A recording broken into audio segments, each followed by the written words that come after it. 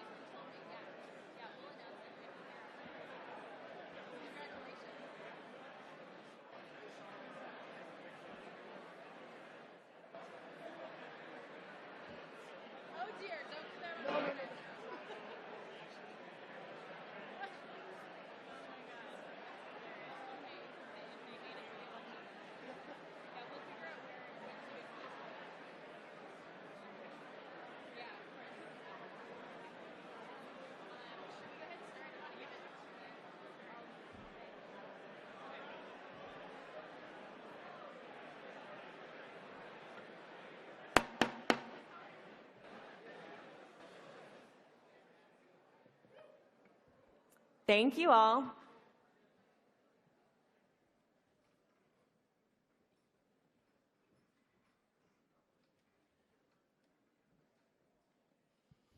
All right, this is the most quiet I've heard this room so far today. We have arrived at the moment that everyone has been waiting for. Yes. I would like you to join me in giving a very, very, very warm welcome to Sarah Nelson.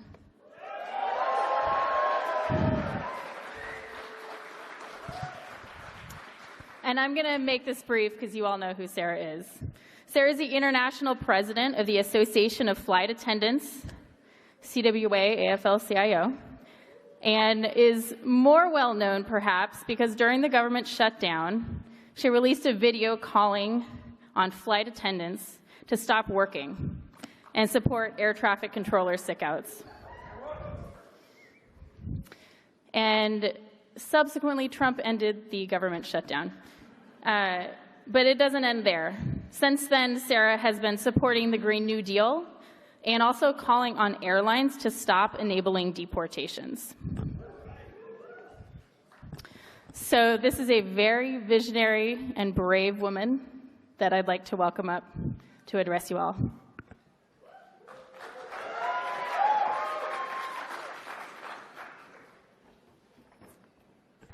Hi there, DSA. I want to really thank Maria for this invitation. It's an incredible honor to be here with you today. Sisters, brothers, comrades, all. This is an exciting room. And I want to recognize, first off, that we are in Atlanta. So let's talk about a story about power from places that you might not expect it. In 1881, less than 20 years after the Civil War, so-called washerwomen in Atlanta organized a strike for higher pay. Most would have said that what they were attempting to do was impossible. There were no labor laws to protect them. There was no single employer with whom they could negotiate, and their low-skilled work could easily be taken over by others. But they wanted a raise to $1 for every 12 pounds of laundry. So they formed what they called the Washing Society and announced their intent to strike if they were not given a raise. They went door to door and spoke at church services, recruiting 3,000 members in 3 weeks. They tapped into a wellspring of support among women like themselves, who worked 7 days a week doing laundry for as little as $4 a month. With their organization growing and their demands generating newspaper coverage, they generated real power. They didn't back down in the face of arrests and massive fines. With creative tactics, the women, most of them former slaves who had only recently begun to work for pay, boxed in the elite families of Atlanta, forcing them to make a decision. Would they grant the pay raises demanded by the women, or hold out and risk the strike spreading to other domestic workers. And in the meantime, who's going to do the laundry? Outmaneuvered by the washerwomen, they granted the raises. The law wasn't on the side of these women. The political environment was not in favor of these women. The economy was not in their favor, but they were smart, creative, and fearless. Those women connected with each other and inspired others to take up their cause because they themselves were united first. The strikers were not faceless. They knew the harmony of their voices from singing every verse of Steal Away together on Sunday. They cried together for the children they lost and celebrated the birth of new babies they cradled. They knew the dreams in each other's hearts and the determination to leave the world better for their children. There was a common story, and when they gathered in a church in Summerhill to tell it, each woman knew it as her own. They built a movement with their story and encouraged others to change the course of history, to fulfill the promise that we are all equal and worthy of happiness. At this convention, you will talk about the urgent issues of our time and how you will love our children and grandchildren by taking action to heal our world, set children free from cages, literally save our planet, secure health care as a right, build power for working people and an economy that provides a good job for everyone who wants one, eliminate student debt, ensure every person can afford a place to live, and stop the dark forces of hate-driven dictatorships on the march, much like they were in the 1930s. Still, some ignorant political hack or media purveyor of hate is likely talking trash right now about democratic socialists. Some might be watching this right now. And here's what I have to say. Helen Keller was a democratic socialist, and so was Albert Einstein, George Orwell, Bayard Rustin, and the Reuther family. And when Nazi troops came to Warsaw Ghetto to kill the last Jews left, the men and women on the rooftops who met them with gasoline bombs were democratic socialists. And democratic socialists stood up against dictatorships throughout the 20th century. They filled Stalin's camps and Siberian graves. The minimum wage, national health care, worker safety rules, Social Security, before the Great Society and before the New Deal. This was the democratic socialist agenda. And of course, our democratic socialist working heroes, Eugene Victor Debs, A. Philip Randolph, and Lucy Gonzalez Parsons. The police called Lucy Parsons more dangerous than 1,000 rioters because of her skills as an orator, organizer, and rabble-rouser. Her cry that only direct action or the threat of it will move the boss is a lesson we can all do well to remember. Now, my comrades, solidarity is a force stronger than gravity. When I repeat that phrase for a crowd, there's often a pause as people take in the words, sometimes followed by nervous laughter and outright cheering at the awesomeness of it. We've seen examples of this all over the country this year, from Red for Ed teacher strikes promoting public good, to hotel and grocery workers fighting for one job to be enough, or Amazon, Google, Uber, and Lyft workers fighting for respect, decency, human rights, and the ability to organize their union. I know the power of solidarity because I have lived it. As a brand new flight attendant at United Airlines, the company failed to pay me. With a balance of zero in my bank account and no idea how I would even eat that day, I went down to the airline office and asked why I hadn't been paid and what was going on. They had no answers, and for the first time, I felt like I was just a number in an HR file.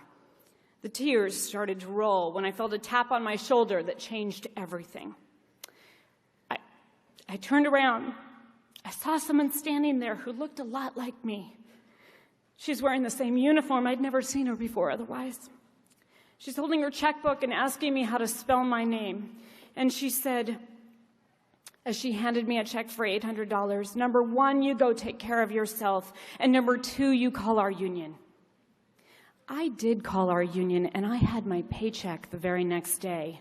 But that's when I learned the power of being a part of a union, because they fought for me in a way that I couldn't have fought for myself alone. I learned that in our union, we are never alone.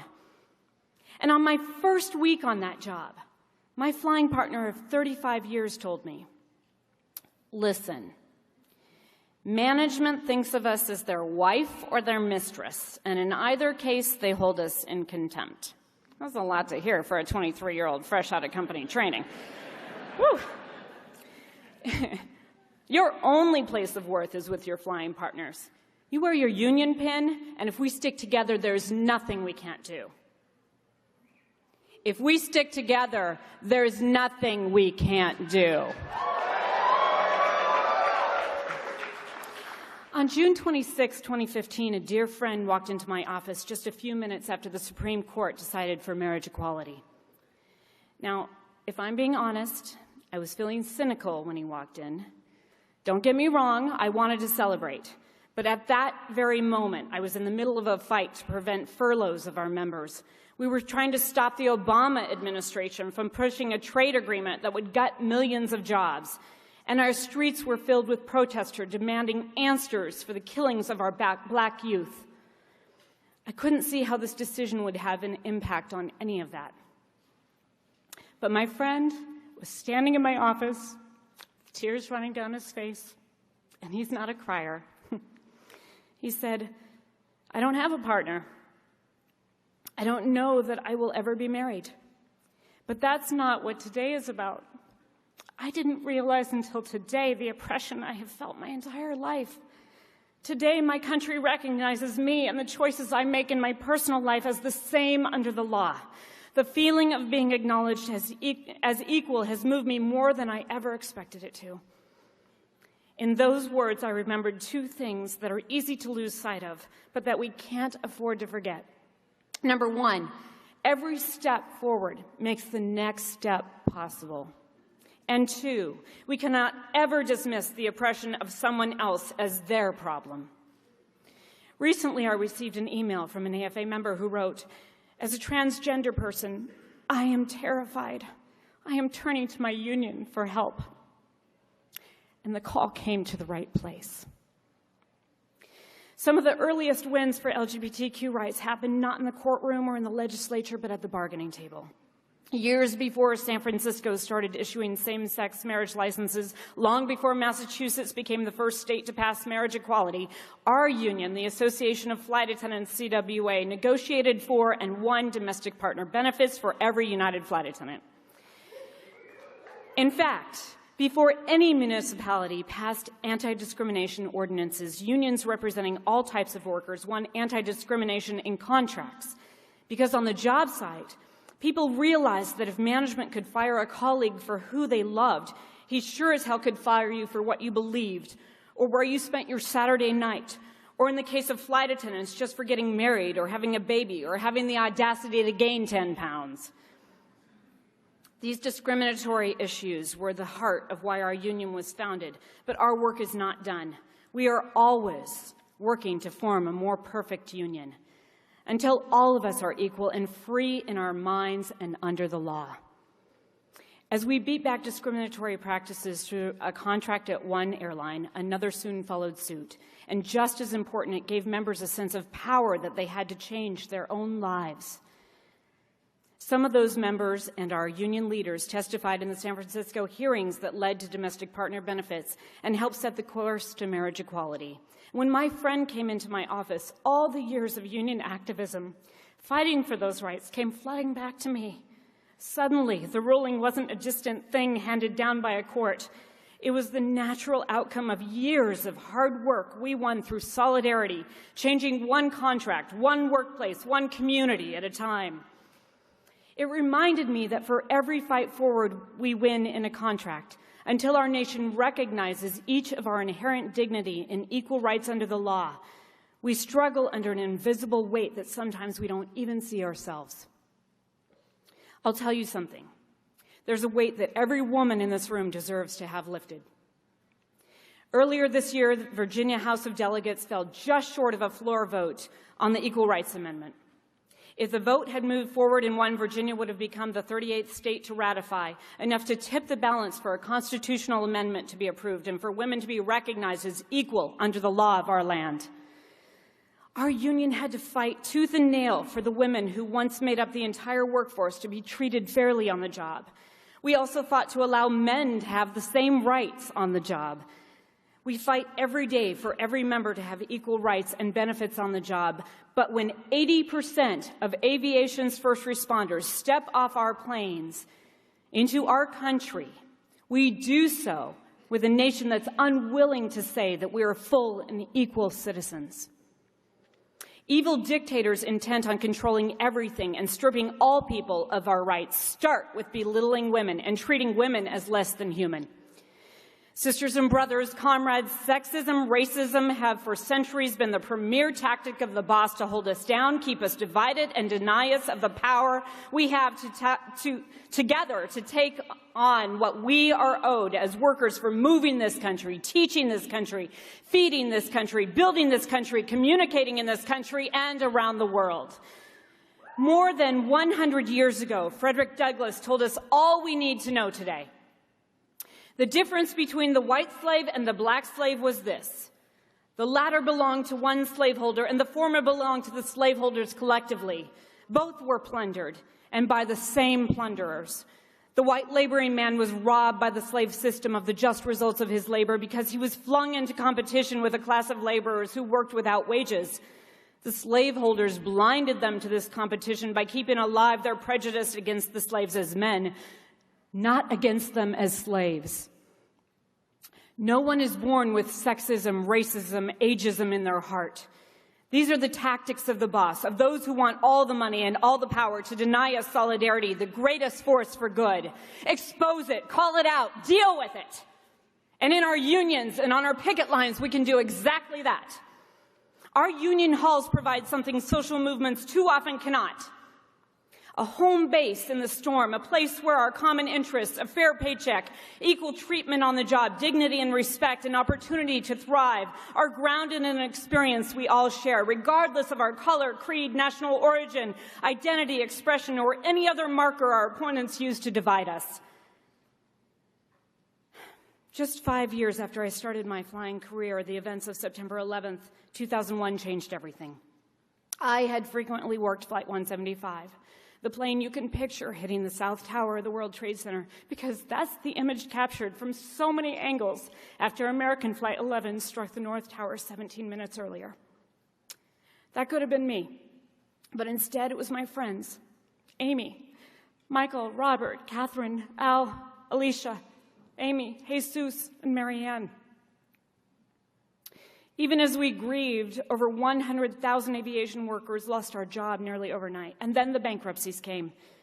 I was our communications chairperson, still in my 20s, working around the clock to communicate new procedures, but mostly to communicate repeated bad news.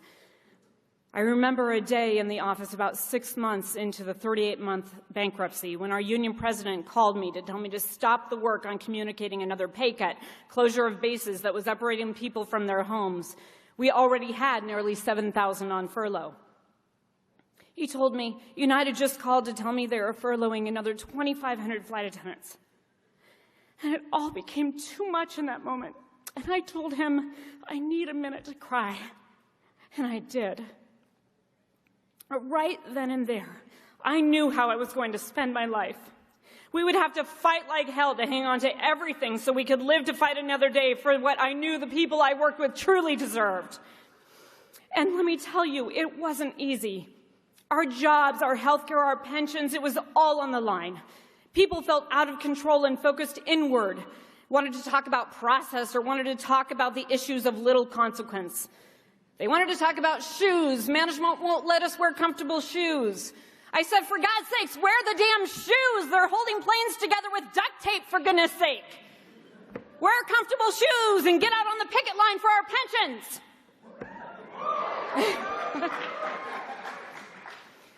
All too often, workers feel overwhelmed and powerless and desperate.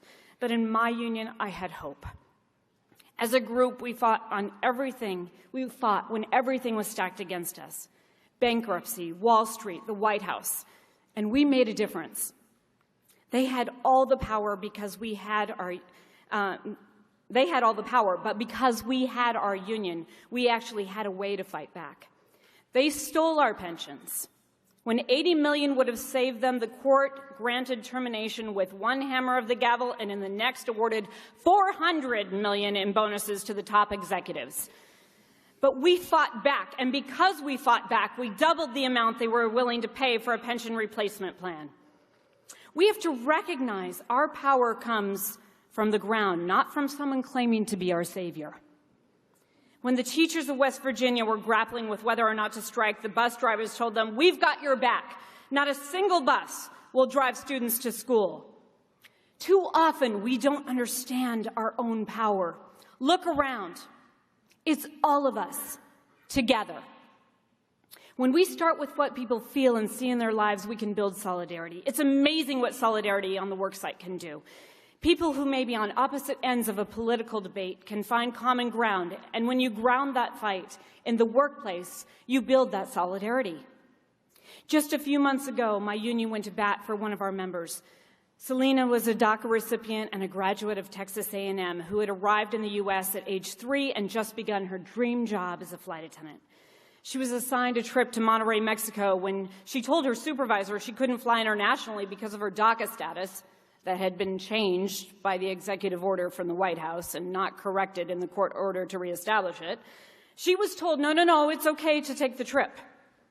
On probation and afraid to lose her job, she went. But when she came back, CBP stopped her and turned her over to ICE. She was put in a private detention facility in prison-like conditions for 6 weeks, without the ability to even go outside more than once a week. When we learned about her case, our union mobilized, and we got her released within 18 hours. But the comment that I saw that sticks with me the most during that time was from a conservative member, a self-proclaimed Trump voter, who said that she wanted strong immigration laws, but this was too far. Because the fight started in the workplace, because our members understand that in the union, an injury to one is an injury to all. That flight attendant was able to see past her political beliefs to what was right and what was wrong. Now she's someone we can mobilize to fight for a fix to the DREAM Act, and from there, who knows? People think power is a limited resource, but using power builds power. And once workers get a taste of our power, we will not settle for a bad deal, and we won't stand by while someone else gets screwed either. Now, that's what happened. That's what happened during the government shutdown. It was a humanitarian crisis with the 800,000 federal sector sisters and brothers who were either locked out or forced to come to work without pay. And another 1 million people, 1 million people doing contract work, locked out with no warning at all. Only because of our unions, we heard the stories of real people. During the shutdown, agencies were handing down memos from the White House to tell federal workers that they were forbidden from speaking to anyone about how they were faring during the shutdown. AFGE and other federal sector unions put a stop to that to make sure people could express their personal hardship that they were forced to face. Federal workers were suddenly no longer nameless, faceless bureaucrats. They had stories, and they became human to the public. No money to pay for rent, for childcare, or a tank of gas to get to work. The veteran and federal worker stretching insulin through the night and wondering if she will wake up in the morning. The transportation security officer in her 3rd trimester with no certainty for her unborn child. The air traffic controller who whispered to his union leader, "I just don't know how long I can hang on." The TSA officer in Orlando who took his life by jumping 8 floors to his death in the middle of the security checkpoint.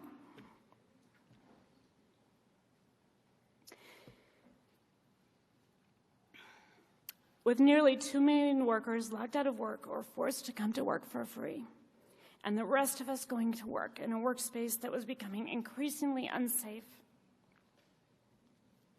The truth is that if our federal sector sisters and brothers can't do their work, we can't do ours. We're connected. We had to define what was at stake and understand what our leverage was to fix it. We called for a general strike, but we have to understand the strike is the tactic. Solidarity is our power.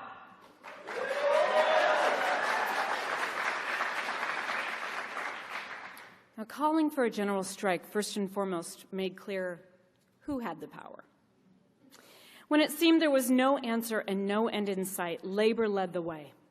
The shutdown ended not so much because a few grounded flights in LaGuardia, but because those 10 air traffic controllers who could no longer safely do their jobs signaled a much more powerful threat to the GOP.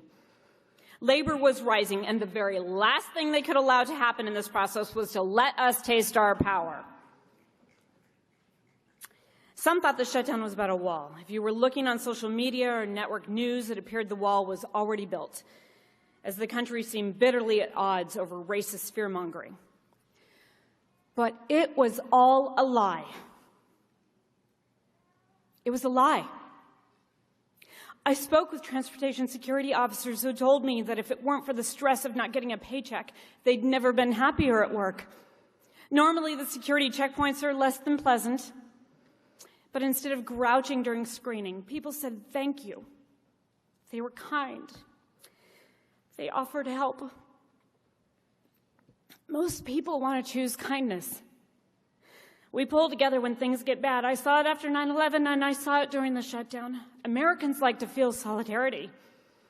It was our unions that brought the stories of real people to the public, and the public had to face those people in their everyday life, and that built solidarity.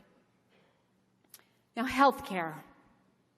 Unions long ago took steps to set a standard for our society. We broke new ground in our contracts in an effort to make healthcare a right for every person on this earth. What we legislate, we don't have to negotiate. Today, every time we go to the table, management comes with proposals to diminish our care or transfer costs to our pockets. It's a massive win when we keep contractual health care at status quo. But the for-profit healthcare system in this country is unsustainable. Most Americans, including many union members, have to choose between having health care or paying rent, or a low premium plan with a cross-your-fingers high deductible. Even the best plans with no premiums cover our care in hospitals that are drastically understaffed. Caregivers waste time getting approval for procedures and medicine rather than taking immediate action to save lives. Trump and the GOP would love to have our country believe this issue creates a divide between union members and those without a union contract. But the truth is that an injury to one is an injury to all. And today, our family, our friends, our neighbors are dying because greed puts a cost on their lives of those that we love. While Bernie Sanders proposes health care for all, Donald Trump and the GOP are right this minute trying to strip protections of those with pre-existing conditions. Let's be clear about the positions that are being taken here. It is not about union plans or non-union plans.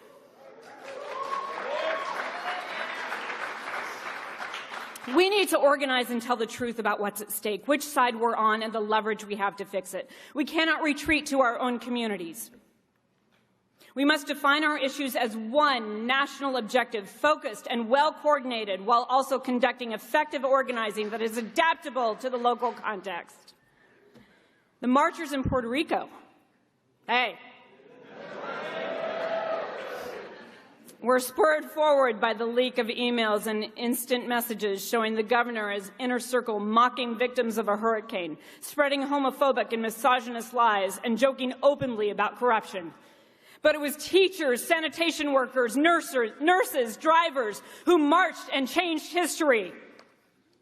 And in case anybody hasn't said it to you lately, that was a general strike.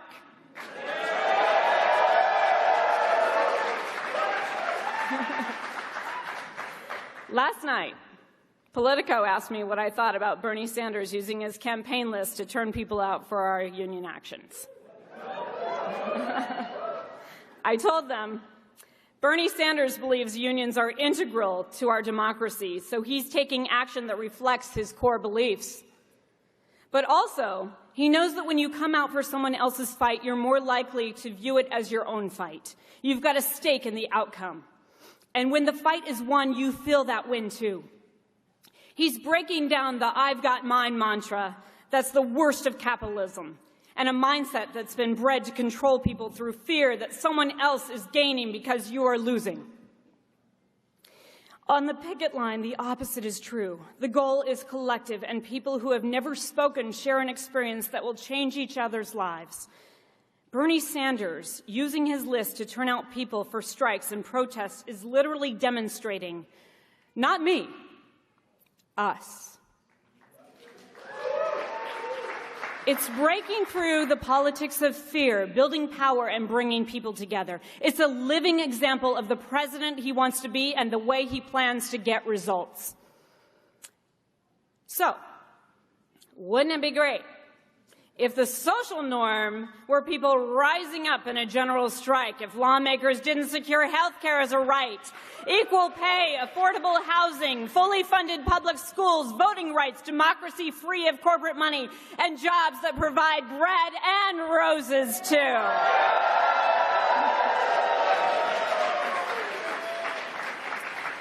Wouldn't we be stronger if we saw fear of someone else as a tactic by the powerful to divide the working class?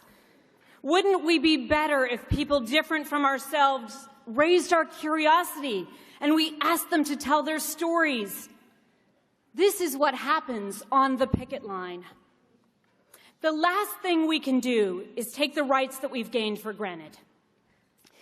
Mother Jones told us we will fight and win, fight and lose, but above all, we must fight. Our rights are never absolute. They exist because generations of workers died to give us these rights. They don't tell us this in the schools, but this is true. They were shut down at Homestead, Pennsylvania, and in the hills of West Virginia. They were hanged for the Haymarket Affair in Chicago and beaten on the overpass near Detroit, all for taking a stand for the rights of working people. They were beatings at Stonewall and murders in San Francisco City Hall. These activists thought it was important enough to stand up against all odds and put everything on the line to make it better for their families and for our families too. And the good news is, today it's our turn. So, sisters and brothers, comrades, I ask you to put at the center of your agenda shaping our labor movement. Unions in this country have led mobs against immigrants, and we have lifted up immigrants. We have written union constitutions that exclude African Americans, and yet Dr. King gave his life on a union picket line. We as a movement are not automatically on the right side. We have to choose to be, and we have to live that choice.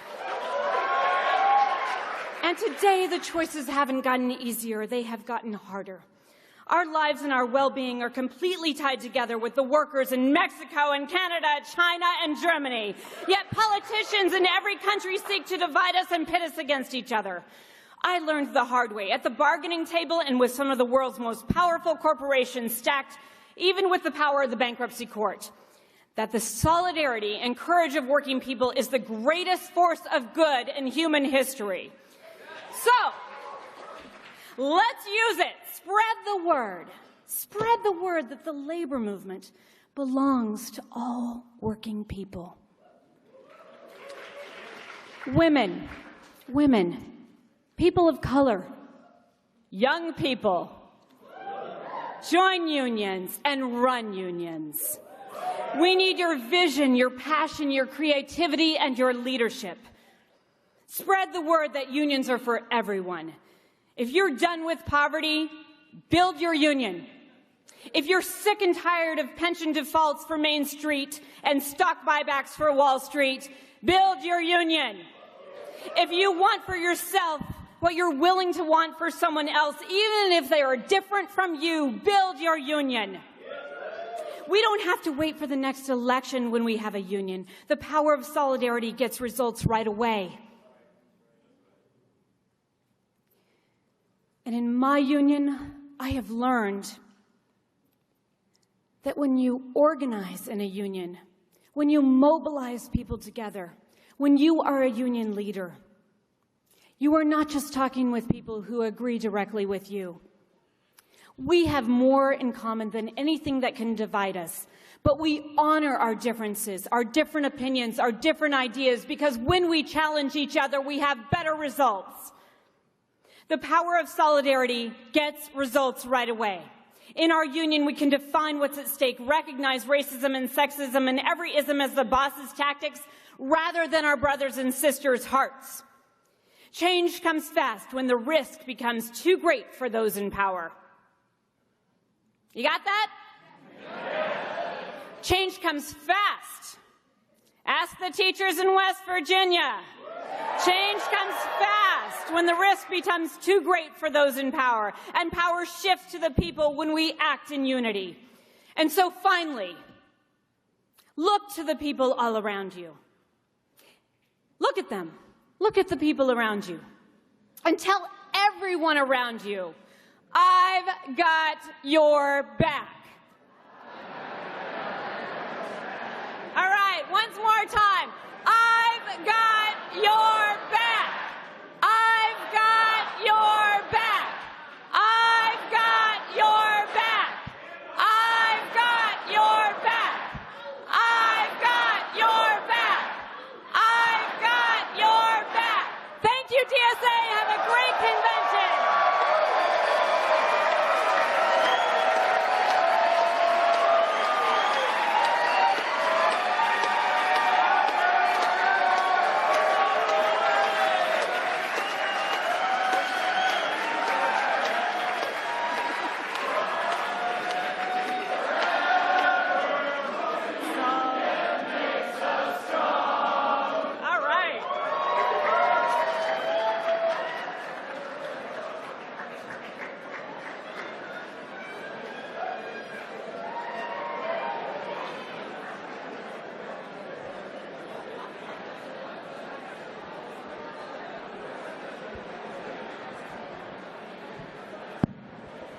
Thank you, Sarah. I think there's a lot of people in this room who have your back, too.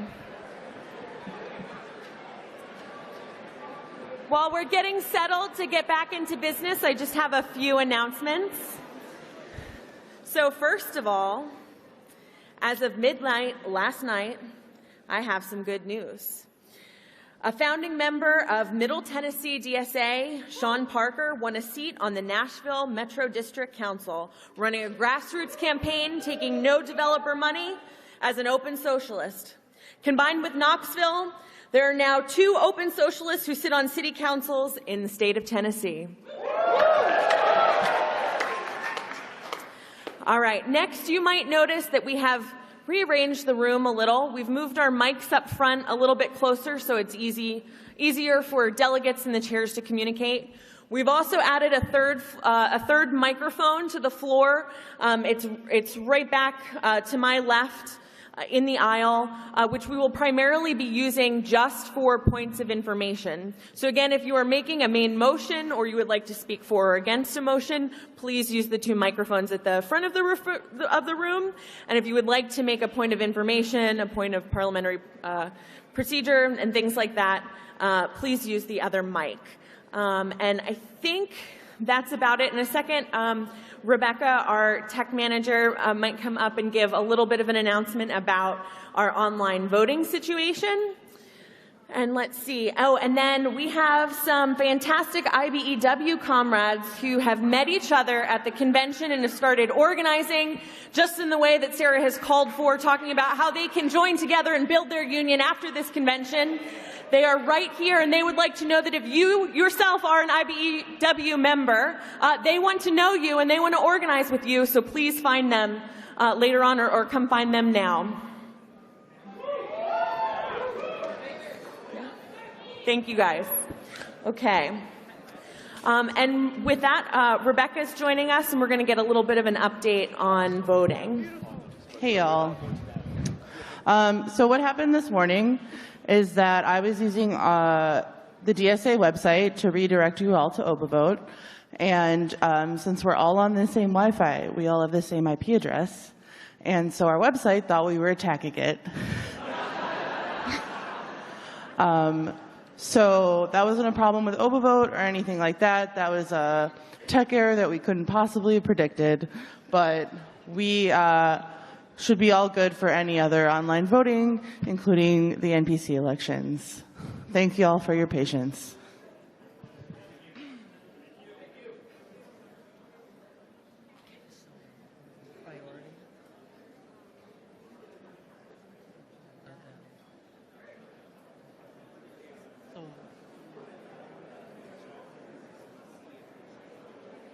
Yes, I believe it's priority committees were first. That's right. And then in terms of the agenda, somebody was going to ask you, well, running 2 hours schedule, say we would adopt the same time blocks.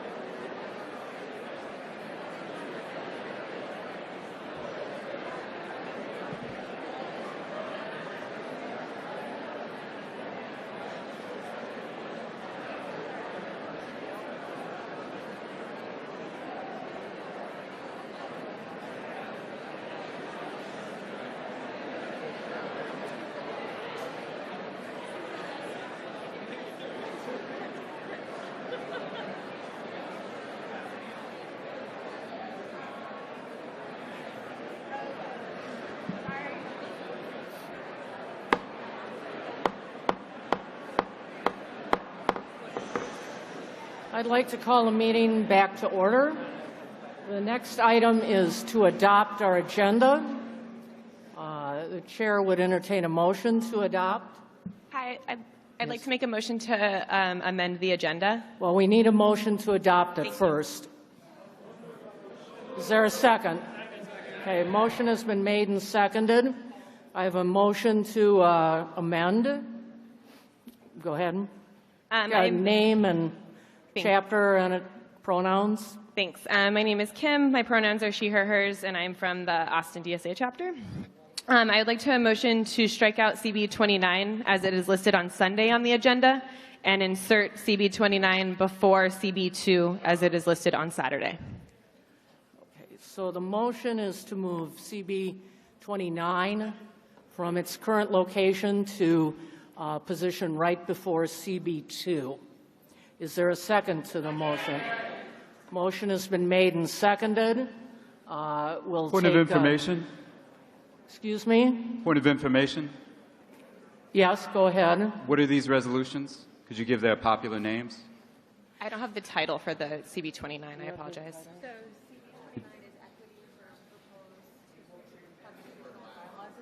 CB 29 is equity for amendments. And what's the And the other one that it would go in front of is?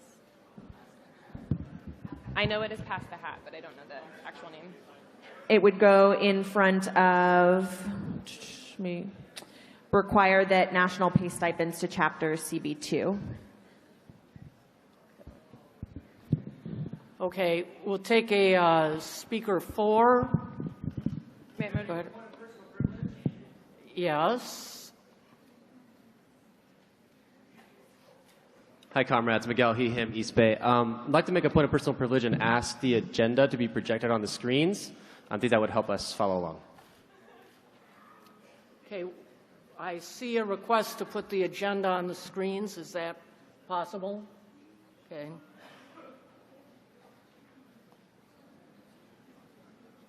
Yeah, sure.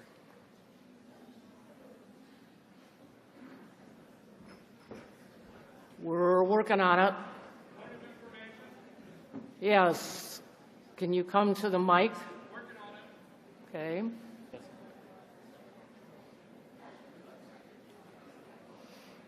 But mine is not.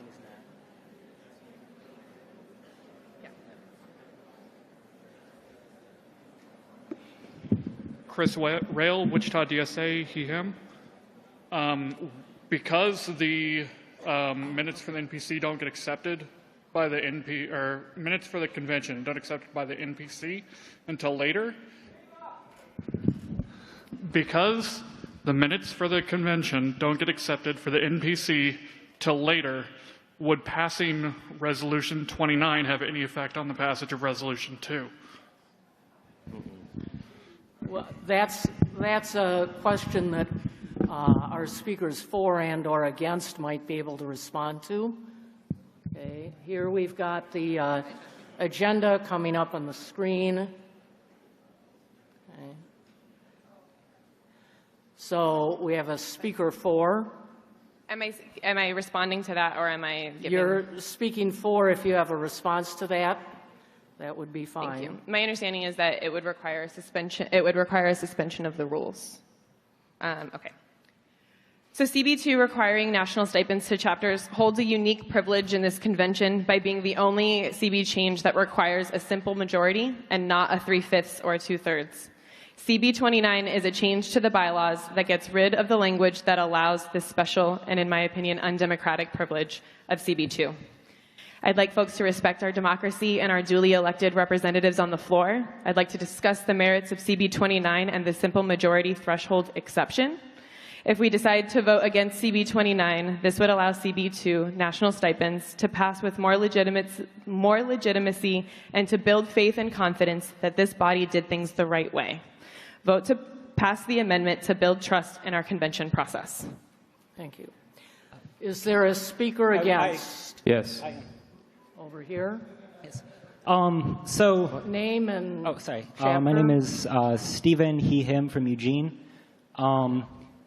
Because the previous motion to make amendments not take effect immediately has failed. It really doesn't matter whether these pass in order because it's not going to affect it. For what it's worth, I agree with the amendment to close this loophole, and I also think that things should take place immediately. But that's not how it ruled, so it doesn't actually matter, and it's not necessary to change the agenda. Okay. Just a reminder, you have 2 minutes as you're speaking. We have a timekeeper over here.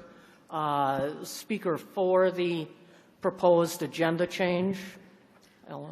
Hi, my name is Ella, she, hers, from New York City. I'm in support of this agenda change. The effect of equity for amendments, the issue that it's dealing with, is the fact that if the MPC discusses an issue more than 3 months before the convention, then the threshold for passing that CB goes down to majority instead of 2/3.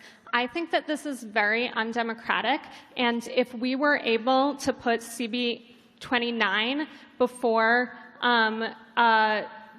CB 22, the other one, then it would be in the hands of the convention to decide what threshold this CB passes with instead of in the hands of the MPC. And I think that that is much more preferable and democratic. Speaker against. Point of information. Speaker against. I want to raise a couple points. The first one is that I agree that because things don't take effect until the MPC approves the minutes, that if CB 29 is later approved, that it would, go into effect, and so it would be moot. I think the bigger point is that we shouldn't be changing the agenda, at this point after we've already been fighting about rules all day for something that doesn't even matter, and we don't even know if it would matter because we don't know if Pass the Hat will get 60% or not. And I think that if it's going to apply either way, let's first see if Pass the Hat gets 60% on the normal agenda. If we're going to change the agenda, we should be getting to things that we really need to get on, that have not been gotten on the agenda, that are way more important than this. Let's not waste more time with this. Please vote this down, and then let's go and see later on, does Pass the Hat even pass at all? And then if there is a voting threshold issue, when we vote on CB 29, that'll take care of things. So please vote this down, everybody. Let's not waste time on this. Point of information. I have no opinion either way, but I'm Wait. just... Sorry, I just didn't find you. Go ahead. Sorry, Elijah, he, him, NYC. I don't yet have an opinion. I haven't thought about it. But shouldn't this be something that, if it applies immediately or not, be something that the chair decides and not debating back and forth? That's, the question on the floor is whether to amend the agenda. That's what we're debating, is whether to do the amendment for the agenda. Right, but not whether the merits of the arguments one way or the other are appropriate. Okay. Call the question.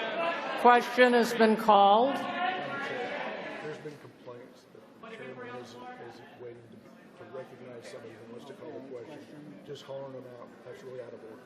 Okay, thank you. Madam Chair? The parliamentarian advises me that rather than just calling out the question, that if you want to call a question, you should go to a microphone. So call the question. Okay. Point of parliamentary inquiry. We have a call for the question at the microphone back here. Is there a second? Parley over here. What? I have a point of parliamentary inquiry. Yes. Hi. Oh, sorry. My name is Chris, he, him, Seattle.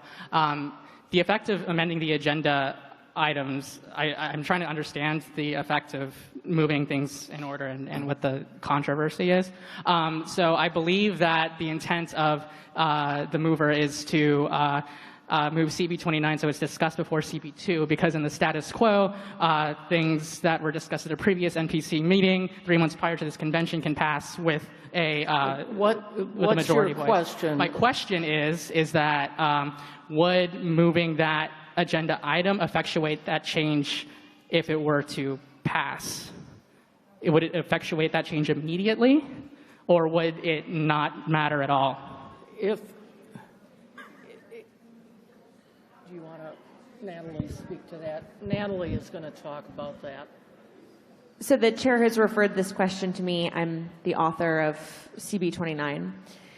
CB 29, given that the current convention rules state that items adopted by the convention will not go into effect till after the convention, as of right now, my understanding based on the rules is that if we move CB 29 before CB 2, the threshold, the special provision, which is the last clause in our bylaws, would not be changed. So CB 2 could still be passed by a simple majority instead of a 2/3. However, I'm assuming, based off of the comments made by the author of by the maker of this amendment, that they perhaps also intend to suspend the rules. So in that instance, you know, it could change if the convention chose to do that.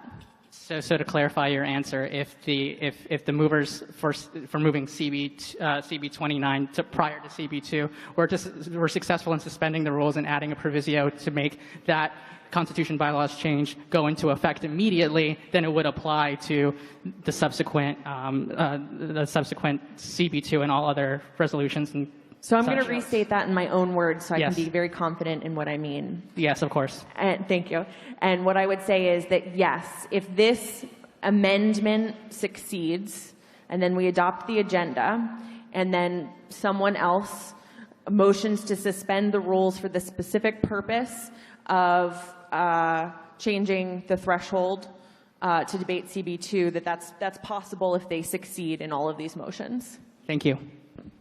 So, parliamentary inquiry. So, Yes. hi, Go ahead. My name's Elizabeth Morgan. I'm with DSA San Francisco. I'm often a parliamentarian for our chapter meetings. My understanding is that under Robert's rules, in order to call a question, you need to have the floor. How we interpret this locally to mean is that you wait in line along with everybody else who's waiting in line, and then when you're speaking, like everyone else, you can call the question. So far, a lot of people have like shouted out calling the question, or like run to the front of the mic and shouted call the question into the mic. I was wondering whether the chairs or the parliamentarian believe like that's the way to do it, or whether we should have people wait in line to call the question. Your point is well taken. I heard a call a question from the microphone back there. Call the question. Okay, heard another one. Take it as moved and seconded. Thank you. So the vote now is on whether to call a question on the amendment to the agenda. Calling the question will stop debate immediately. All of those in favor of calling the question? Okay. All of those opposed? Motion carries. We'll now move to a vote on the amendment to the agenda. The amendment is to move CB 29 to right before CB 2. All of those in favor of the amendment, raise your cards. All of those opposed? Motion carries.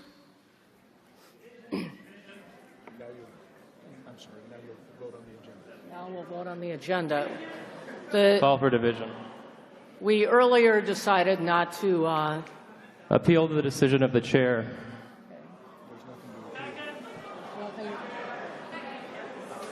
There's nothing to appeal. Appealing the chair's ruling that was a 2/3. The motion on the floor is the agenda is amended. Okay, are we ready to vote? Yes. All of those in favor, raise your cards. Opposed?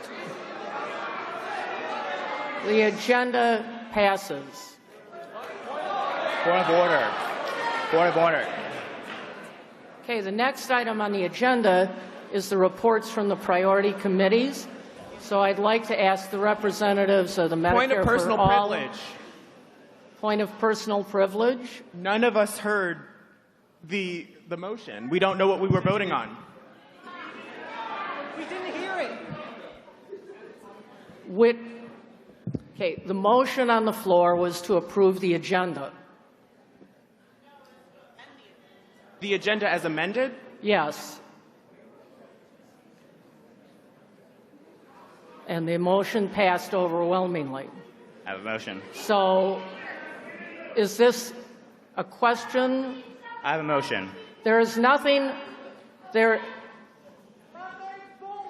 is nothing on the floor at this point. What's your question? I have a motion. Yes. I motion to amend the agenda. That's out of order. We've already passed the agenda. We can amend. I motion to reconsider that vote. You can propose to amend the agenda. It would require 2/3 to amend at this point. So what's your motion? Go ahead. The motion is. I have a point of order. Yes. A motion to reconsider can only be made by someone who voted with a majority. Okay? A motion to change the agenda at this point would require 2/3. I have a point of order. Point of order? Go Laura ahead. Shee, Portland, Oregon. I think the ruling on adopting the agenda was improper because many of the voters couldn't hear what was being voted on, and I personally did not hear the chair call for votes in the negative. So I think we need to redo that vote. Motion. Okay, we'll re-vote on the agenda. Yes. If people would keep your voices down, take conversations outside the room, people might be able to hear a little bit better. Okay, so the motion on the floor is the adoption of Point the of personal agenda. privilege. What? Could we put the amended agenda back up on the screen so we can see what we're voting on? I would appreciate it. Thank you. Can we get the, okay, it's coming up.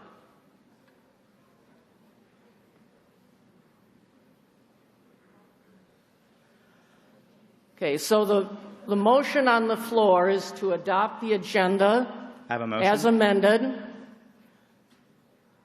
I motion to amend the agenda.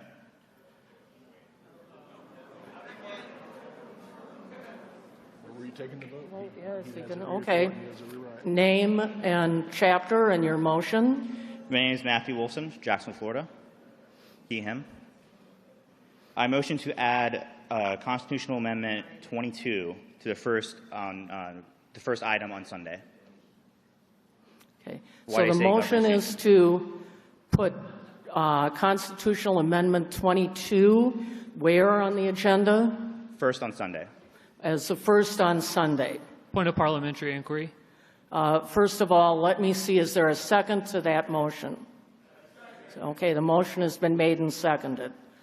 My point of parliamentary inquiry is I want to understand what happened. Did the chair declare that a motion passed, and then the chair declared that we would re-vote on the motion, and, and then the chair said that debate was open again? Is that what happened? The chair understood that people on this part of the room could not hear when the vote was called. So we're retaking the vote. Given that the vote is being retaken by the advice of the parliamentarian, the chair has recognized the maker of this motion to add CB 22 to the first item on the agenda for Sunday. Okay, so what we have on the floor now is another amendment to the agenda. I'll explain. And that amendment is to move CB 22 to the first item on Sunday. Okay, we have a speaker for, and a speaker against. So the maker of the motion can speak to their motion. Sure. Currently, we have an issue with the YDSA Constitution, and that it is not compliant with the DSA Constitution. The YDSA Constitution prescribes that for you to be a member of YDSA, you have to be a member of a YDSA chapter, which is located at a university or school. The DSA Constitution prescribes that for you to become a YDSA member, for the use section to be open to all members under 30 that are DSA members. So there's this discrepancy between the YDSA Constitution and the DSA Constitution, leading to a bit of a crisis with YDSA. The reason why I'm asking to put this on is to resolve this, as this constitutional amendment is the only one that could resolve this discrepancy between the two constitutions. Thank Is there you. a speaker against? Name, etc. Peter Gowan, Metro DC. Peter Gowan, Metro DC, he or they pronouns. I think that we have voted on the prioritization of motions in a poll before the convention. Everyone has already done this. Everyone got their chance to vote on this. And we have an agenda that was created out of that process. And now people are trying to sort of pick and choose and add things onto it, which is probably going to bump things that people voted that are important motions off the agenda. We've already gone way over time, so I'd like to call the question and close this debate. Point of personal privilege. We have a call to question. That it's been seconded. There's no more debate. So the question now is on the proposed amendment to the Constitution. Madam Chair, they have to vote on whether or not to end debate. Right. So the vote is on whether to end debate, and then if we vote to end debate, we would vote on the amendment and then the overall agenda. Point of inquiry, I think we're talking about CB 22, not Resolution 22. What's up on the CB 22? Yeah. Yes. It's Resolution 22 up on the screen. Okay. Just Thank you. So the motion on the floor is the motion to call a question. All of those in favor of calling the question, raise your cards. Thank you. Opposed?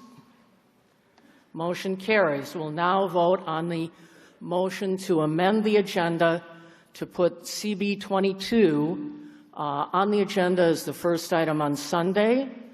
All of those in favor of that motion, raise your cards.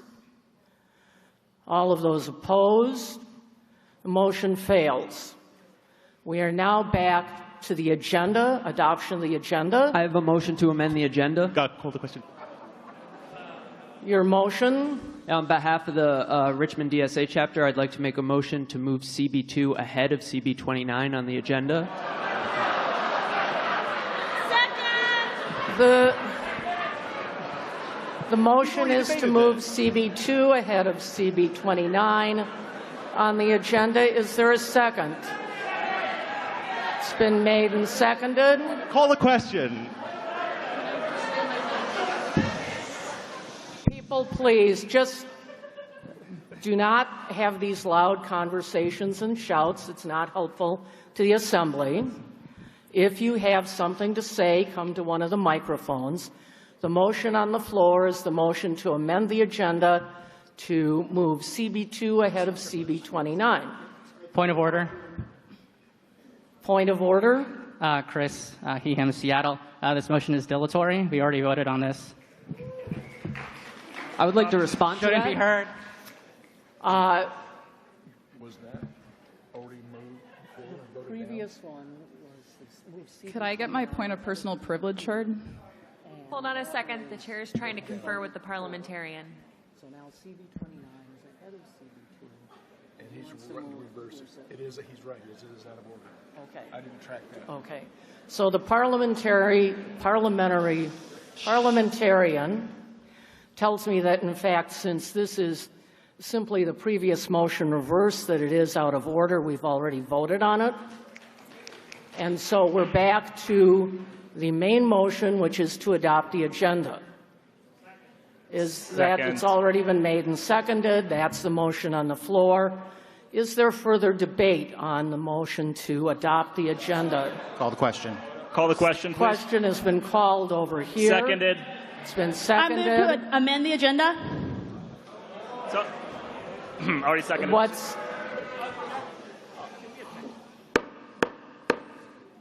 Please, people, Point of personal just privilege. Wait. Once again. Wait until I call on you.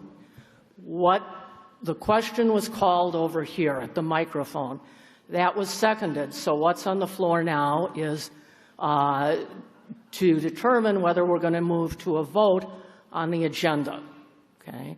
If you think there's need for more debate, then vote against the motion. Okay? If you're ready to move to a vote on the agenda as a whole, vote for it. Okay? So again, the motion on the floor is to call a question. All of those in favor of calling the question, raise your cards. All of those opposed? Motion carries. We'll now move to a vote on the agenda as a whole. Okay? So this is on the agenda as revised by the amendments. Okay? All of those in favor of the agenda, please raise your cards. All of those opposed? The motion carries. Thank you. Point of personal privilege. Point of personal privilege. I would like to remind the delegates of our community agreement to not clap or hiss, please. It is extremely distracting. I am glad everyone is so excited to do socialism, but remember, for accessibility purposes. Thank you. Thank you. Okay, we're now at the point on the agenda where we're going to hear from our priority committees. So I'd like to invite the representatives who are going to be speaking for Medicare for All, the National Electoral Committee, and the Democratic Socialist Labor Committee to come forward to hear their reports. Yeah.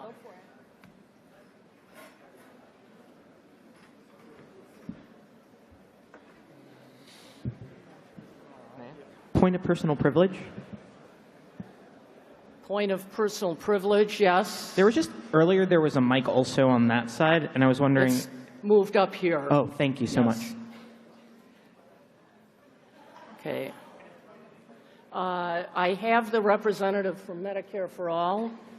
Is the representative from the NEC here to give their report?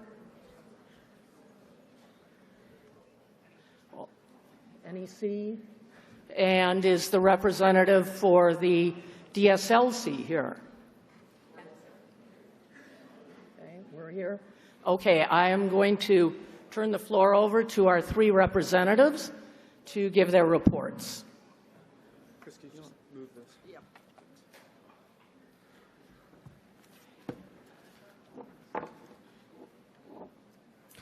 Hello, everybody. My name is Dustin Westell, and I have the privilege of chairing the National DSA Medicare for All Campaign Committee over the past 2 years. 2 years ago, we passed a priority to make Medicare for All a top priority for this organization, and in the past 2 years, we have made a tremendous amount of progress. The full report that we have put together has been edited by the entire committee and is up on our website. It's over 15 pages long, so I'm not going to read it to you. But I'm going to give you a brief overview of the work that we have done over these past 2 years and urge you to adopt this report as it's a reflection of maintaining our commitment to Medicare for All. So this is a critical time for Medicare for All. And our campaign, when it was conceived around two clear goals. The first was raising the political profile of Medicare for All as the class struggle issue of our time.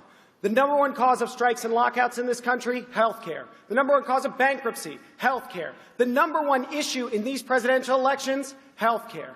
So Medicare for All is, without a doubt, one of the leading working class issues, and we must commit ourselves to it. Our campaign has done just that over these past 2 years. Now, the other part of our campaign was building our infrastructure as an organization. And I'm proud to say that our campaign has built out a remarkable volunteer infrastructure. In fact, in the National Medicare for All Coalition, of which we are a part with NNU and the Labor Campaign, Healthcare Now, and many other national organizations, it is DSA that provides the ground troops, DSA that provides the field organization, and DSA that provides the communications. And so I'm very proud of the work that we've done together in our communications subcommittee, in our organizing subcommittee, and all of our regional organizers, which is a volunteer corps spread across the country to mobilize and organize chapters. Now, our campaign built itself around mass tactics, and in particular around canvassing. Now, the reason that we are so interested in mobilizing our membership in this way, and the reason that we've been able to move tens of thousands of DSA members in weekends of actions throughout the past 2 years, is because we don't have the media, we don't have the money, we don't have the courts, and we don't have the politicians. But what we do have is a political and economic program that speaks to the felt needs of working people. And the only way to get that program to working people is door to door, neighborhood to neighborhood, week in and week out. And our canvassing campaign has done just that. And it's actually sprouted a number of other campaigns, especially electoral, by training organizers and building the infrastructure needed to run robust, real canvasses. Beyond this, the DSA campaign was built around clarity in our demands, right? So I hope many of you can repeat them by now, but the DSA campaign is built around 5 key pillars of Medicare for All. A single program across the country, not a patchwork. Comprehensive care, that means vision and dental as well. Free at the point of service, no fees, no copays, and no deductibles. Universal coverage, that includes immigrants. And a jobs program. Now, the reason we built this is because we know, even though the media doesn't, that Kamala Care is not Medicare for all. But the only way to make that clear is by us razor sharp saying what we mean by Medicare for all. Otherwise, the media will try to twist and distort that image. So I'm urging you to adopt this report. Like I said, the entire thing is on medicareforall.dsausa.org. And there are a number of recommendations at the end of it that I'm going to read now for the body to adopt. These are, in order to continue our work, these are, hold on, sorry. Trying to be brief, guys. I know you want to get out of here. So first, we would like to continue the campaign. And so we recommend that the membership will continue to organize for the movement for Medicare for All through a variety of tactics, but focus its efforts on these 5 goals. 1, helping chapters tie their existing Medicare for All campaign work to elect Bernie Sanders as president. 2, getting as many U.S. representatives as possible to sign on to H.R. 1384, the Medicare for All Act of 2019, by carrying out independent field organizations as described by the House Pressure Organizing Guide, also on our website, and in conjunction with the NNU Coalition. Where strategic, this can also apply to getting U.S. senators to sign on to S. 1129. Right now, by the way, as an aside, we have 118 Democratic co-sponsors in the House. 3, electing Medicare for All legislators. So one of the most exciting things that we've seen has been using the Medicare for All campaign to put forward strong socialist candidates that lead with Medicare for All. It's a winning issue at the doors, and it's a winning issue for candidates.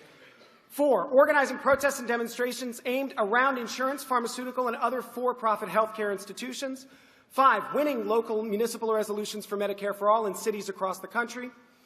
Next, we would like to ask that the DSA NPC shall, in consultation with the Medicare for All Campaign Committee, hire a full-time Medicare for All campaign director familiar with the campaign and committee, and that said director will work in conjunction with the Medicare for All campaign and act as the point of contact for our coalition partners.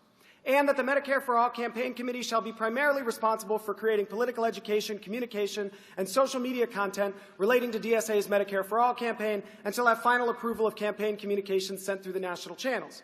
And that the Medicare for All Communications Subcommittee shall receive support from the national staff when required to meet specifications for sending communications to the membership, and that the campaign shall provide design and copy for staff for communications, but shall not duplicate any administrative work, such as coding and otherwise formatting data, resizing images, or managing non-Medicare for All related accounts. I know, boring stuff, guys. 7, that the political subcommittee of the Medicare for All campaign shall be dissolved and its members invited to join other Medicare for All campaign committees. 8, that the participants in the Medicare for All campaign pursue tactics tied to concrete activities that build the organizing capacity and visibility of Medicare for All, including but not limited to pressuring our representatives, organizing town halls, canvassing, passing municipal resolutions, and like activities. And that the participants in the Medicare for All campaign pursue realizable and short to medium-term goals. And that the Medicare for All Campaign Committee shall offer guidance to locals upon request. And finally, that the Medicare for All Campaign Committee shall promote tactical and strategic local successes with the aim of building cross-chapter communication and organization. So finally, I want to say this report and all that has gone into it represents 2 years' worth of work. I really encourage you to read it. The committee worked very hard on putting this together, and for the past 2 years, we've been really hard at work making sure that this campaign gets off the ground. So please, if you believe that that the fight for Medicare for All can be won in the next 2 years, as I do. If you believe that this fight is the class fight that will allow us to take health care off the bargaining table, health care off the kitchen table, and let us fight for real wages, freedom at work, and a real just life in this society. If you believe in that, please adopt this report. Thank you very much.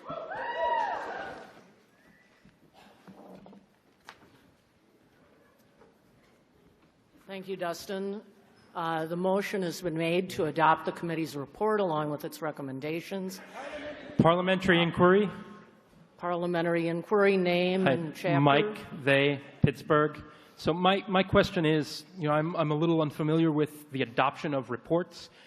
Would voting to adopt this have the same effect as voting on a resolution with all of these points that were just read to us in the resolved clauses? That is, are these binding decisions that the body is taking to, you know, ask for a full-time staffer and all of the other things that were just read? Yes. Thank you. Okay, so the motion on the floor is the adoption of the report and its recommendations. And we have a speaker for Michael. Michael Leidy, he, him, East Bay DSA. I am so damn proud to be a part of this Medicare for All campaign. I call for the orders of the day. Oops, sorry. I'm sorry, this is an interruptible motion. I call for the orders of the day. Under the agenda we just adopted, we're in a debate block on resolutions between the scheduled hours of 3 and 4 p.m. Or it's beginning at 3 p.m. 1 second. What you need to do is either get on track or else take a Dang. vote to see if they want to proceed the way they are. And that would require 2/3. Move to call the question. To override it would To take override it, okay. If you want to go So the call for the orders of the day means we would go to the point on the agenda where we're supposed to be at about 4 o'clock, skipping over the points in between. And I don't have my computer up there. The agenda we adopted had times certain. Okay, yes. So this would take us to Resolution 33. Okay. It is possible, if people want to, that the chair could entertain a motion to amend the agenda to follow the order, but not the timings. I need somebody, if they want to make a motion, to go to one of the microphones. There's one here. Motion. Brendan Davison, Kansas City, he, him. I motion to do what you just said. The motion on the floor is to overrule the call for the orders of the day. Is there a second? Okay. Okay. No discussion. And it's a 2/3 vote. So if you vote yes on this motion, that means that we will continue with the agenda in order, but not according to the times on the agenda. Okay. If you vote no, that means that we will go to the resolution that I mentioned earlier. Okay, so all of those in favor of overturning the call for the orders of the day, raise your cards. Okay, opposed? Motion carries. So we're back now to debate on the report from the Medicare for All Committee. Michael, you have the floor. Michael Leidy, East Bay DSA. I thought it was my language. I'm sorry. This campaign that DSA is doing is not just part of the national campaign. It is fundamental to winning Medicare for All. We should all be so proud of the work that we're doing.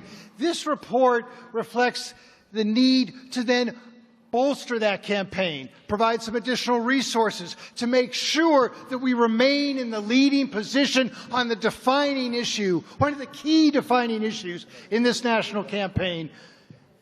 What we have in this organization is something extraordinary that literally no other organization in the country has.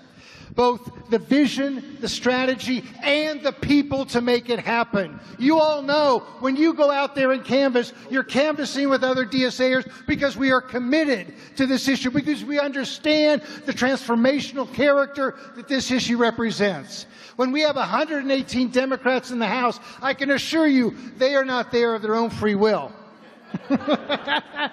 We are making this happen. And Austin DSA making Lloyd Dog it happen. That's what's going on in this campaign. We need to go forward. We need to win. And with our energy, with our power, with this broad working class movement, we will win. Thank you. Okay. Thank you. Speakers should address Motion to call the the chair. question. Sorry. Okay.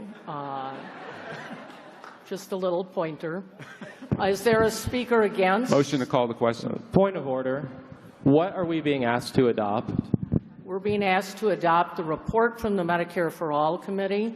Point of parliamentary including inquiry. the recommendations. Point of parliamentary inquiry. Is the Medicare for All campaign able to put forward a binding report, or would this be a non-binding report given that the body has not had a chance to review what's in there? It's a binding report that was available in advance of the convention. I have heard over here a call for the question. It's been seconded. Again, the call for the question says we'll vote first on whether we want to move immediately to the vote on adopting the report. So we're calling on whether we want to end debate on this item. All of those in favor of ending debate on this item, raise your cards. Okay, all opposed? Motion carries. We'll now move to a vote on the report. Okay. All of those in favor of adopting the report, raise your cards. All of those opposed? Motion carries. We'll now move, thank you, to the next report, which is NEC. Okay, do you want to come up or?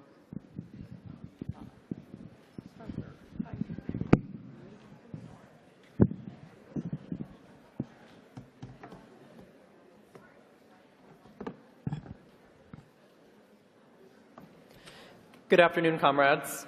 My name is Spencer Chan. I am from Chicago DSA.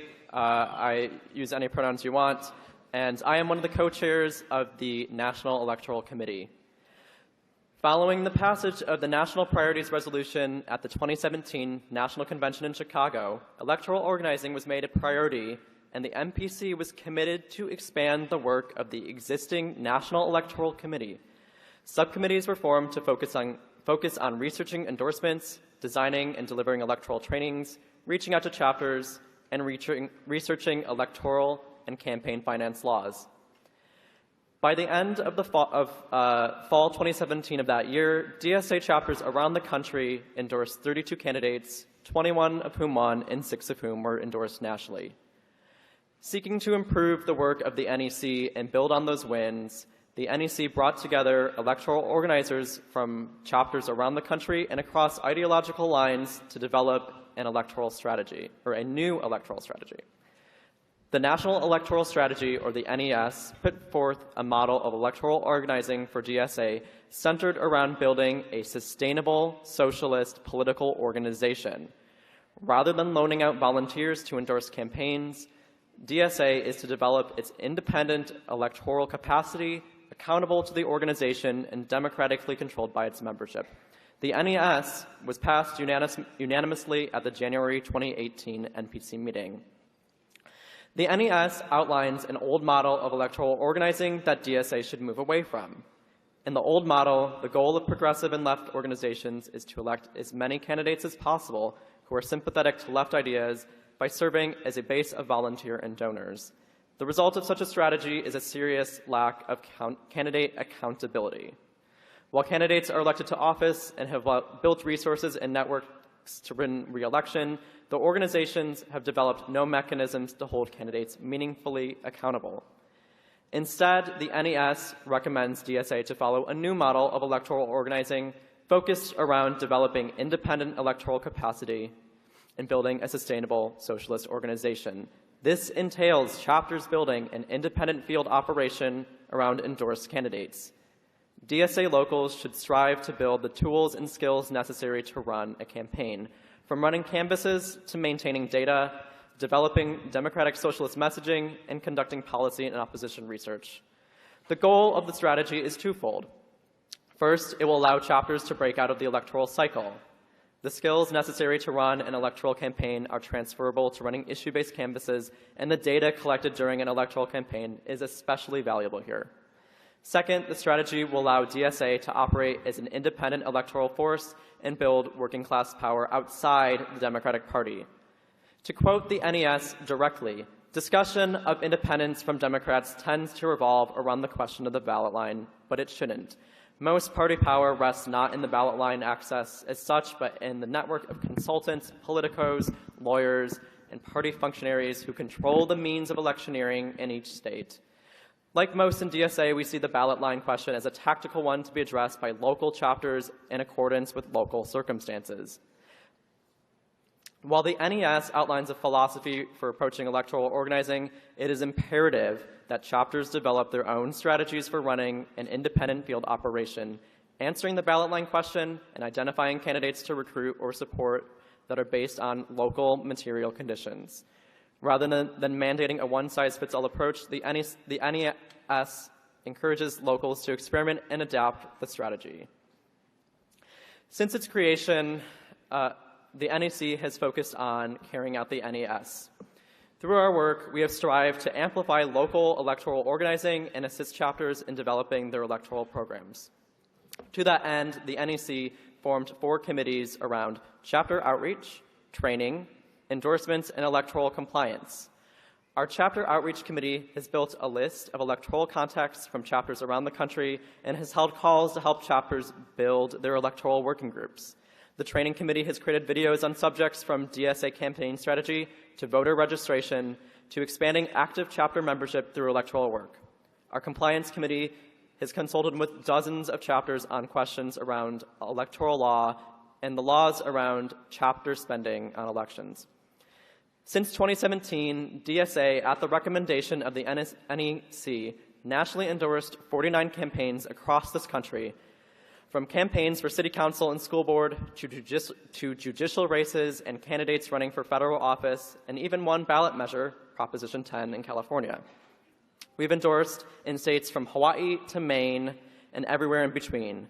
Of these 49 campaigns, 19 eventually went on to be elected and 4 are still ongoing, including Sean Scott's race for city council in Seattle, which is next week, Tuesday, August 6th, Liliana Rivera Byman's race for city council in Columbus, Dean Preston's race for San Francisco Board of Supervisors, and Tiffany Caban, who ran for Queens District Attorney, whose campaign is still in court, as I understand.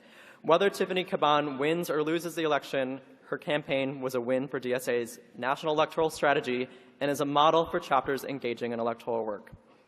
The NEC has done a lot of work, but there's still a lot more work to do, especially if we want to return to the numbers of elected socialists in this country that existed during the time of Eugene Debs. Electoral work can be transformative on a massive scale if we give it the support it deserves to flower in every chapter across the country. We're not there yet, so let's recommit ourselves to getting there.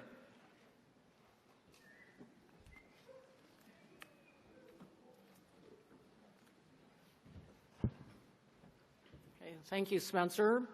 I'll take that as a move to adopt the report. There aren't specific recommendations. Okay. Are we ready to vote? All of those in favor of adopting the NEC report? Opposed? The report is adopted. Next, we have the DSLC.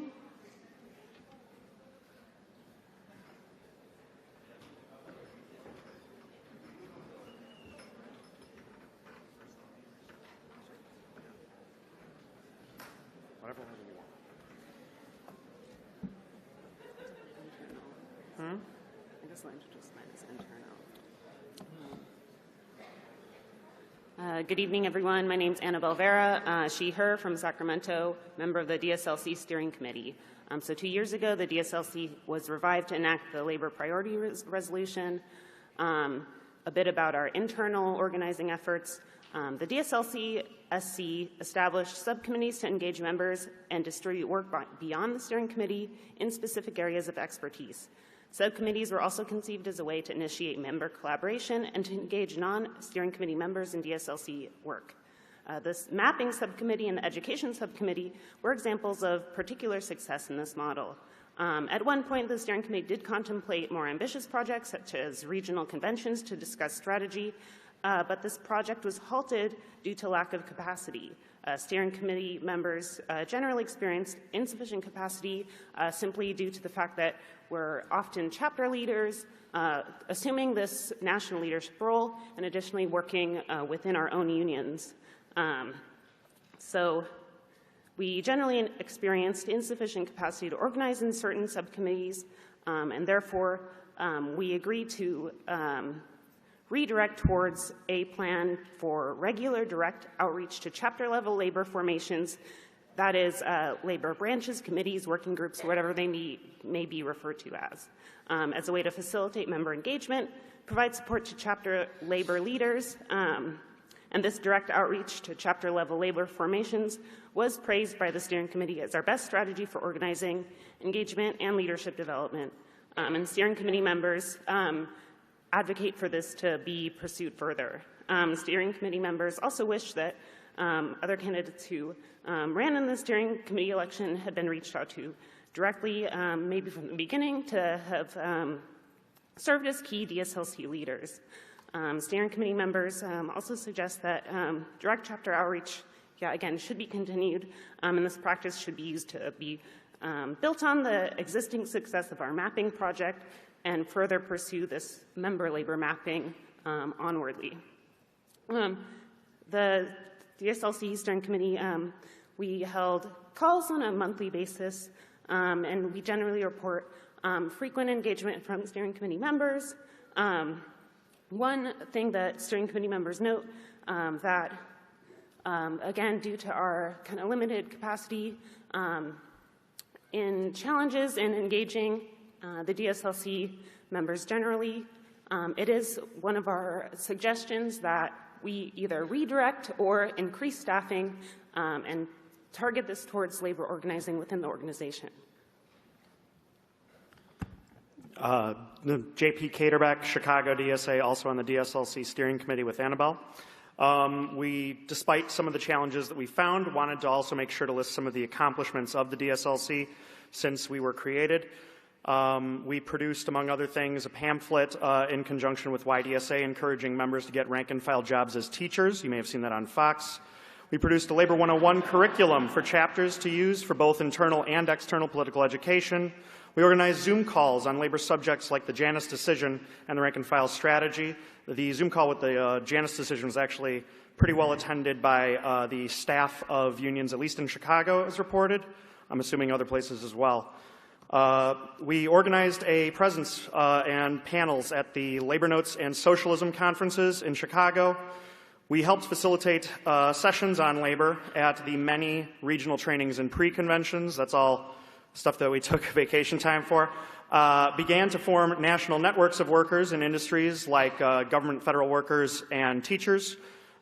We fundraised to send DSA rank-and-file teachers who had strike experience or were seeking strike experience to connect on picket lines throughout the Red State Revolt, LA, and Oakland strikes. And we also facilitated connections between chapters to support this massive public and private sector strike wave that we're in the midst of right now. Shout out particularly to New England chapters who supported Stop and Shop workers, the Marriott Hotel strike, which involved chapters from Honolulu, Boston, the entire Bay Area, and Detroit. I also might be forgetting some there because that was a truly massive strike, and I apologize if I left you out. And then that kind of concludes our report. The only other thing we wanted while we have the mic is to let you know that there is a picket action tomorrow, Saturday, of the AT&T workers represented by Communication Workers of America. Their contract is going to expire at midnight. These negotiations impact 20,000 AT&T workers, 4,000 of them here in Georgia. They've voted to authorize a strike if necessary. This might end up being during debate time or maybe even ironically during our labor resolutions debate. But if you are here as a volunteer or an alternate and have the time or feel like you really are just moved to the picket line that day, maybe you need a break from everything, we will have a sign-up sheet and information on how to get involved in that picket right here, and we hope to see you on the picket tomorrow.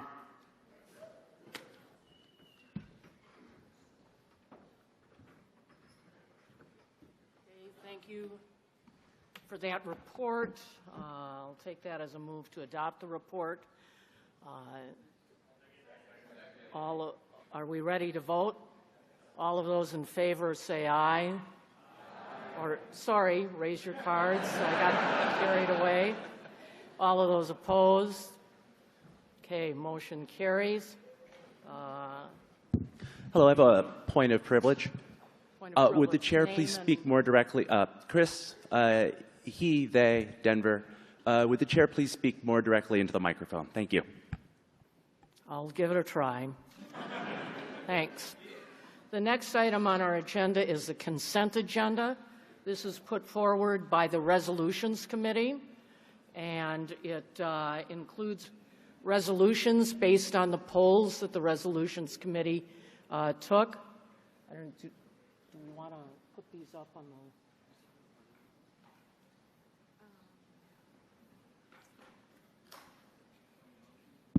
So we'll be putting the consent agenda up on the screen in a moment, but it is 1, 2, 3, 4, 5, 6, 7, 8, 9, 10, 11, 12 resolutions that were overwhelmingly popular and uncontroversial amongst delegates in a straw poll of delegates in advance of the convention. So the Resolutions Committee compiled these together and recommends, since we are a group that is not very conservative about time, that we adopt these together, since it does seem like there's broad-based consensus in the organization. I'd like to motion to call the question on the agenda.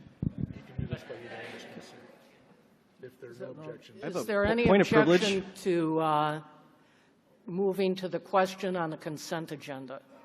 I have a point of privilege. Yes. Sorry, I was about to say, can you please make that bigger because I couldn't read it. Oh, okay. There you have it, even before you speak. Okay. So is there any objection to moving to a vote on the consent agenda? Seeing none, we'll move to a vote. Would this be the time to try to pull something out of the consent agenda, or would that be Yes. later? Yes.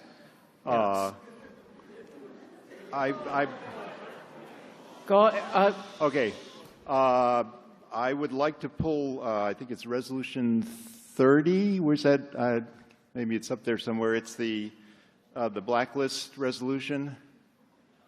Are you referring to the NGHO to maintain list of members expelled? Yes. Okay. And the problem with that is there are many people have been expelled from locals for political reasons. Point of order. Okay. Before you go on, I'd like to move. The motion has been made to remove Resolution 30, NGHO to maintain a list of members expelled. Is there a second to that motion? Point of order. The chair wants to hear a second first. Actually, there is a second. By the request of one member, that can be moved. By the request of one member, that can be moved out and be dealt with. And it'll be dealt with as a regular motion. Okay. And the remaining, just for your information, you can actually take the consent agenda and say, if there are no objections, then the consent agenda is adopted as presented on the screen. Okay. And if nobody objects, then that's automatically adopted. He has removed one of them, so that's automatically removed. So the basic is, if anybody objects to something on the consent agenda, then it gets If there, removed. right. If there are no objections, then and there aren't any, then it's as good as adopted. Okay. So my understanding of the parliamentarian is that because of the nature of a consent agenda, the fact that a member requested that an item be removed, that it automatically comes off the consent agenda. Point of order. Motion to suspend the rules and return it to the consent agenda.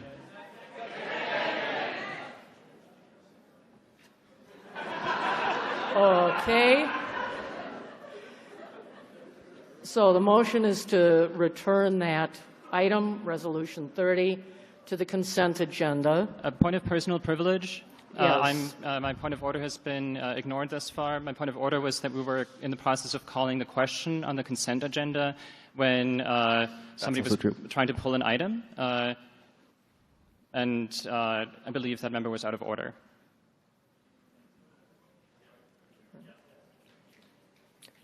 So I don't understand. I didn't understand his okay, question. let me see if we understand correctly. The consent agenda had been moved and seconded, and the chair asked for unanimous consent to proceed to a vote. Your question is that since we were in that position, the motion by the member to remove that item from the agenda was out of order. Is that correct? There was a speaker on that microphone. That's right. Question, and it was Okay. seconded. As I read Robert's Rules of Order on the consent agenda, one person can pull. If there's a number of items that are different on any kind of a proposal, one person can remove it if it's different than the others. And so that's all So it takes. these are all individual. They can disagree and they can overrule. I don't have authority. Right. I'm advising. So you make a judgment, they can accept it or not. So this is the chair's interpretation based on the parliamentarian's advice, is that by the nature of a consent agenda, if one member wants an item removed, then it gets stricken from the consent agenda and goes on to the regular agenda. Somebody over here, and I'm not sure where exactly, made a motion to put that item back on the consent agenda. Could I actually make a motion to suspend the rules and pass every single motion on the consent agenda in one vote? That's that. Yep. Take the vote. Okay. It's 2/3. So it's going to take 2/3. So will you repeat your motion? It's a motion to suspend the rules and pass every motion that was on the draft consent agenda as one block in a single vote, requiring a 2/3 majority. So the motion to suspend the rules takes 2/3. And this is a combined motion. What he's doing is he's suspending the rules and adopting the agenda as a Okay. So the motion is to suspend the rules and adopt the consent agenda as first presented. Okay. Requires a 2/3 vote. No debate. No debate. All of those in favor of the motion to suspend the rules, etc. All of those opposed, motion carries. So the consent agenda has been adopted. I'd like to make a motion that we fix time for adjournment. I presume you mean for recess until tomorrow? No, for No. adjourning at 7 instead of 5. For this session. For You're the not session. talking about adjourning the convention. No, said fixed time. No. Okay. We're talking about, then we're talking about recessing until tomorrow, that you're moving to recess at 7 instead of 5. That's correct. Okay. So the motion is to recess, to set the time for recess at 7 o'clock today rather than 5. That'll take 2/3. That will take 2/3. The chair has heard a second. Is it debatable? Motion to amend? Not debatable. So the motion on the floor is to end this session at 7 o'clock rather than at 5, as is indicated in the agenda. All of those in favor of setting the time to recess at 7, raise your cards. All of those opposed? Carries. Yep. Motion carries, so we will recess at 7. Okay. Now. So just keep following the agenda. So, the Madam next Chair, item can I on ask the a question? Wait. Madam Chair, can I ask a question? Yes. Sorry, I'm to your left. It's me, Natalie. Hello. Hello. Can you give your name, chapter, and so on? Natalie. What happens to our breakout groups that were scheduled at 5? Yeah, right. Okay, so the question is, what happens to the breakouts that were scheduled at 5? They would presumably either happen at 7 or not happen at all. Okay. So move for a 20-minute break. the move is to take, there's nothing on the floor, so the motion is to take a 20-minute break, which would bring us back together at, by my clock, about 20 to 5. Is there a second? Motion has been made and seconded to take a 20-minute break. All of those in favor say, or raise your cards. Opposed? Motion fails. We will continue on. May I make a motion? I have with someone regards over to the- here that I recognized. And where is, and there's, Over there. So let me take you first. Name. Max, Boston, he, him, his. I make a motion to reschedule the breakout sessions to 7:30 p.m. Okay, the motion is to reschedule the breakout sessions to 7:30. Is there a second? Okay. Are we ready to vote? I withdraw my motion. Motion has been withdrawn. The chair will allow it to be withdrawn. I have a speaker over here. I would like, Kobe, they, them, from Pittsburgh. I would like to motion that we have 2 breakout sections, and I would propose that the first set go from 7 to 8, and the second set go from 8 to 9. That way that we have both, and they are able to continue. Okay, so the motion is to have the 2 breakout sessions, one go from 7 to 8, the other go from 8 to 9. Is there a second? Parliamentary okay, inquiry. The motion has been made and seconded. Madam Chair, parliamentary inquiry. Yes. Is this a motion to amend the agenda? What is this? Yes, it is. Require 2/3 vote. And it will require 2/3 vote. Okay. The motion is to move the breakouts from one session from 7 to 8, second session from 8 to 9. Do we have a speaker here? I have a point of information, actually. So we also, at the Please same time, identify yourself. Rachel, hi, I'm from here. I'm Madsa. She, they. As a point of information, we also have like the social scheduled at the same time. So we have like a lot of things that are going to be completely thrown off schedule if we continue to do this. So if there's somebody who voted yes on this who might be willing to reconsider, I would invite you to do so. Okay. So the motion is to move the breakouts from the point on the agenda they're scheduled to 7 to 8 and 8 to 9. Can we take a vote? All of those in favor of moving the agenda so that the breakouts are from 7 to 8 and 8 to 9, raise your cards. All of those opposed? Motion fails. Okay. So the next item on the agenda... Question? Next item on the agenda is Resolution 34. Point of order. We have a question here. Yeah, point of order. Was not the original motion to extend the debate until 7 p.m., was that not a change of the agenda that required a 2/3 majority? It got it. Yes? Yes, the parliamentarian and I consulted, and it did get 2/3. Okay. Okay. So the next item on the agenda is resolution number 34, Eco-Socialist Green New Deal Priority. There are 2 amendments that have been proposed. Amendment number 1, an amendment on the Red Deal and recycling green militarism, and amendment number 3, endorsing the global climate strike in GND priority. Okay, so we will take up those amendments first and then go to debate on the main motion. Okay. So to introduce the motion. Right.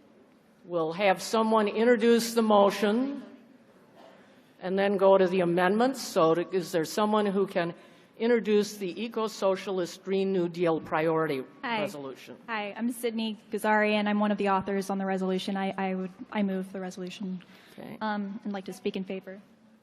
Go ahead. Okay. So, like I said before, my name is Sydney Gazarian. I'm in DSA LA. I am one of the steering committee members of the National Eco-Socialist Working Group. And our Eco-Socialist Working Group has been working hard for the last 2 years to make sure this could be a priority right now, because we do not have time to wait. We know we are facing a climate emergency. The Intergovernmental Panel on Climate Change, or IPCC for short, found we have to make rapid systemic transformations over the next decade or face the collapse of planetary systems, perhaps within the lifetimes of many of us in the room. This is not a future problem. This is not a problem from 11 years from now. This is an act or die immediate problem. Delayed action is the difference between life or death for millions, if not billions, of people in the short term. The reasons for delayed action so far are not scientific, but political.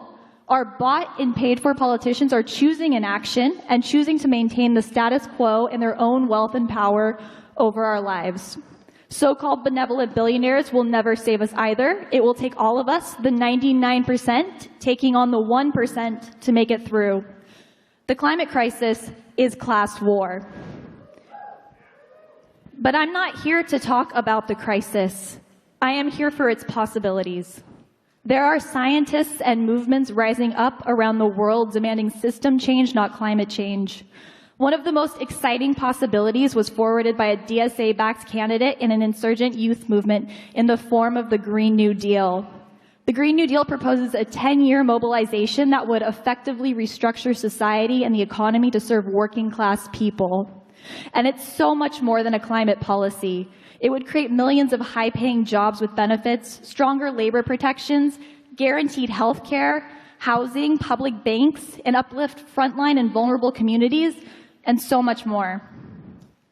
Winning the Green New Deal would mean winning more than anything we've set out to accomplish before, all while combining our struggles and goals for a unified big win. And as DSA, a multi-tendency organization with a political analysis that ties our many focuses together, we have the opportunity to unite all different types of movements under a unified umbrella to achieve all of our demands at once and push the Green New Deal even further left. All right, that's it. Thank you. So Resolution 34 is on the floor. The first item in regard to this is Amendment number 1, Amendment on the Red Deal and Rejecting Green Militarism. Is there somebody here to make that motion and I'd like to make that motion. It's Sophia. I'm the author of this amendment, and it's. Can you hear me? Yeah. So it's. I totally agree with Sydney. I think there's an urgency to implementing this and to voting on it. This amendment is not only complementary, it is also, I think, going to sharpen our ability to make these interventions. As Thea said, we have the opportunity, and we are the left wing of this movement at the moment. We are the ones pushing for a just transition and being able to fuse the labor movement with a Green New Deal. And this resolution would help us sharpen that even more by opposing any solutions that would lead to a green imperialism. Specifically, we would oppose legislation that is being introduced in Congress right now, known as the Department of Defense Climate Resiliency and Readiness Act, that's being introduced by leading presidential candidate Elizabeth Warren.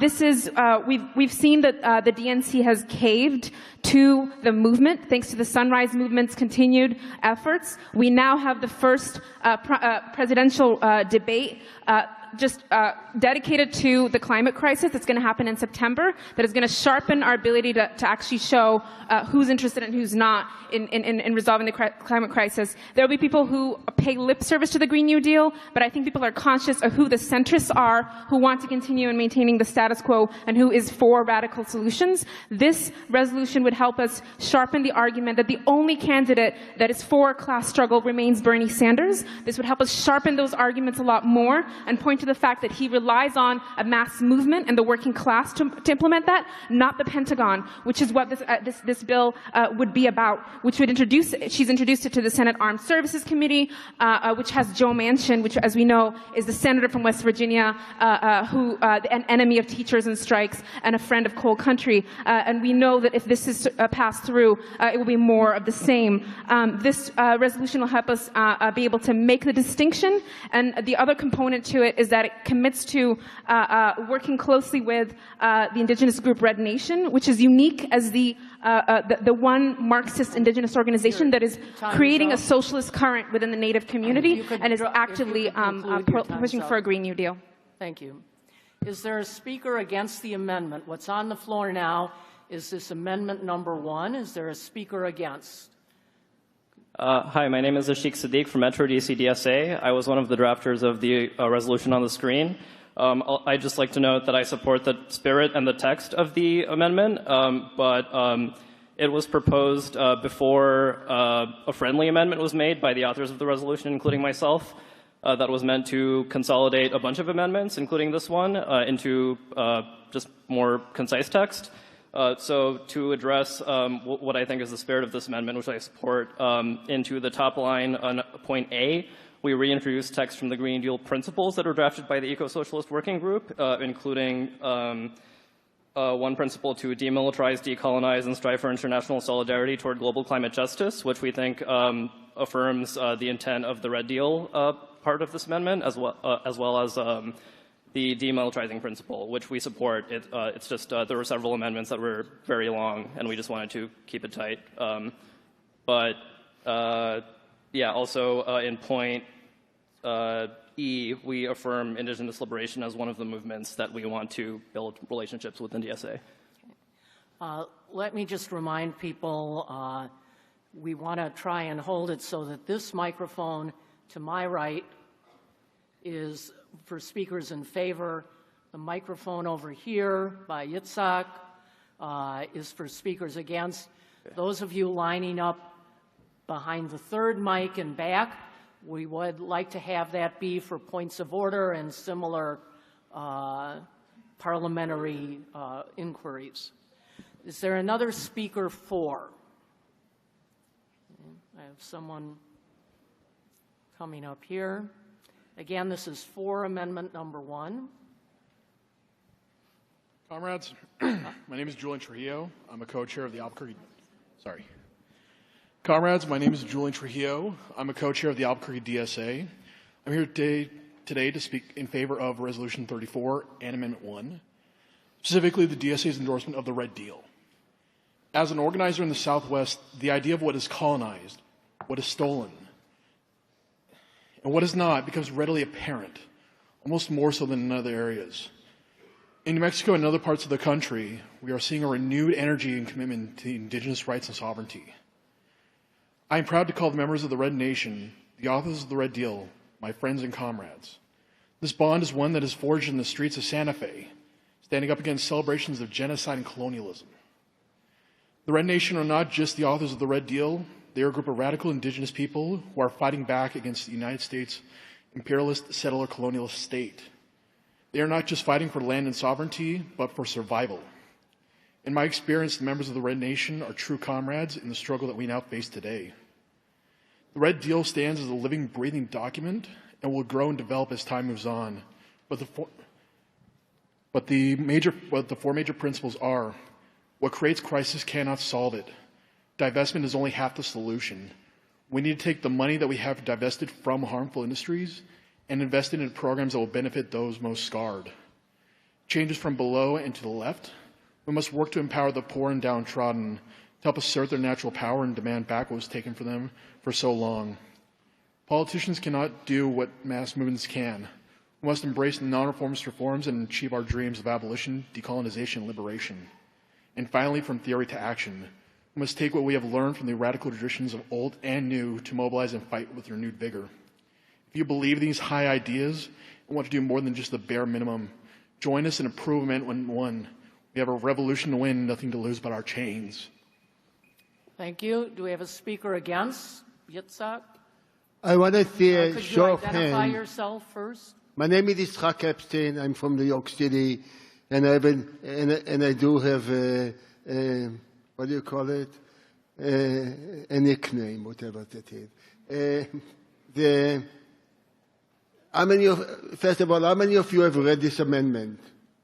I want to see a show of Can you hands. address the chair if folks That's agree pretty on good. And That's watch for the timekeeper, please. Yeah, okay. Yes, I'm facing the timekeeper.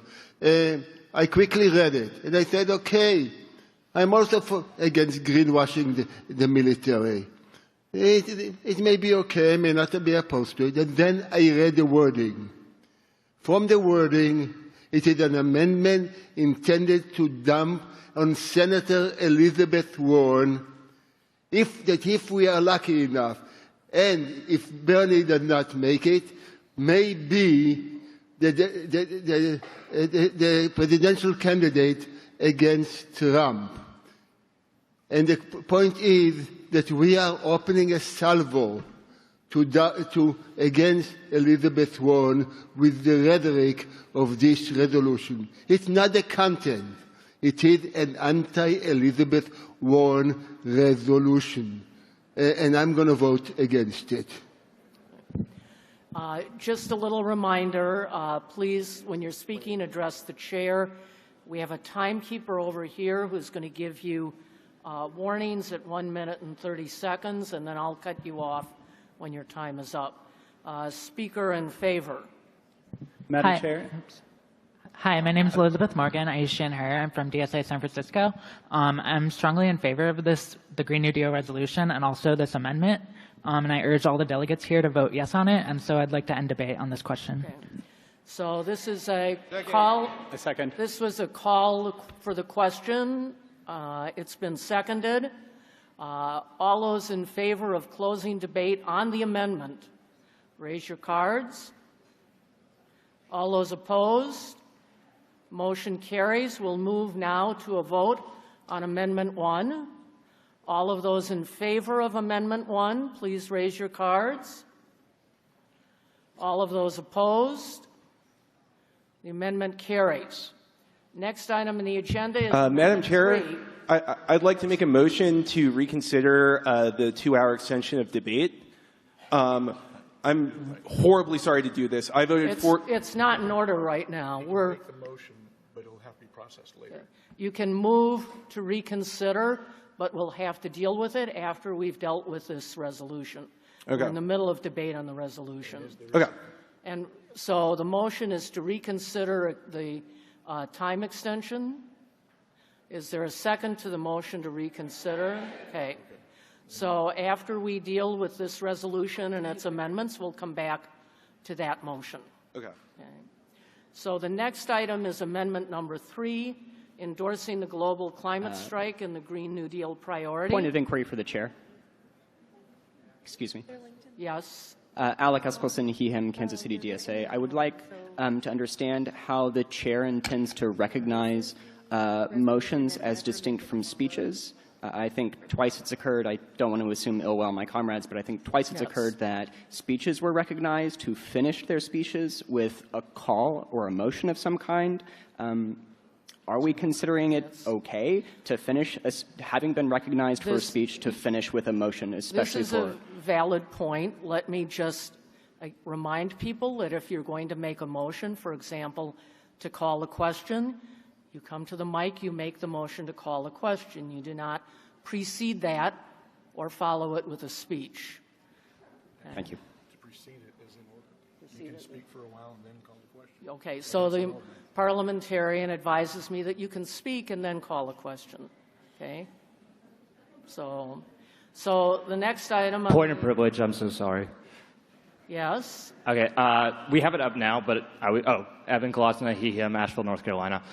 We have it up now, but could I just ask that for all future amendments, we have it up on the screen, possibly alongside the resolution in question? We just debated on something that wasn't on the screen. That was kind of weird. We'll see what we can do. Thank you. Okay, so amendment number 3, endorsing the global climate strike. Is there someone to speak in favor of this amendment? I'm Robert Lamberts from Seattle. I'm the author, and I'd like to move the motion. Okay. Do you wish to speak in favor of your motion? Yes. So I'm a teacher, building rep, and my students know their material interest, as do students all around the country. There's a huge opportunity we have right now in the next 50 days before September 20th. To build for a day of action that has been called by Greta Thunberg and is being supported by environmental organizations like 350.org and Extinction Rebellion. We can do what socialists do best by jumping into action, disrupt capital accumulation that is destroying our planet. And if we move urgently, we can organize for strikes. I'm going to introduce it into my union in public schools. We can organize for student walkouts. We can organize where a strike is not realistic, for sickouts, for community events, et cetera, et cetera. We have a world to win, but we have to make sure that the ruling class doesn't trash the place on their way into the dustbin. And so I urgently call for comrades to support this amendment. Okay. Thank you. Speaker against Amendment 3? Point of privilege. I'm Daniel Ray from Piedmont, NC, he, him. There's some chatter in the back that's getting a little bit distracting. I'd like to ask for comrades to, keep it down a little bit. Thank you. If you have conversations that you need to have, please take it outside so that everybody in the room can hear. Speaker against Amendment 3. Yeah. Hi, folks. My name is Sean. I use they, them pronouns, and I'm from Chicago.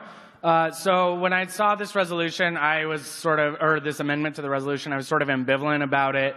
As of right now, though, I will be voting no on this resolution for a couple of reasons. I totally agree with the spirit of the amendment. I spent 5 years doing youth climate organizing, and I think that what's happening right now is super inspiring. However, I also believe that 50 days is actually not nearly enough time for us to get all DSA locals, or whatever the exact text in the amendment is, to get everyone in motion for anything more than a symbolic support of what this strike would be. So I would say if people are in motion and they want to endorse it, awesome. But given the speed at which this debate is moving, and like the lack of focus on political priorities and the inward focus on procedural stuff that is happening, we have a lot to focus on right now and a lot of organizing that needs to be done in order to actually build power. In Chicago,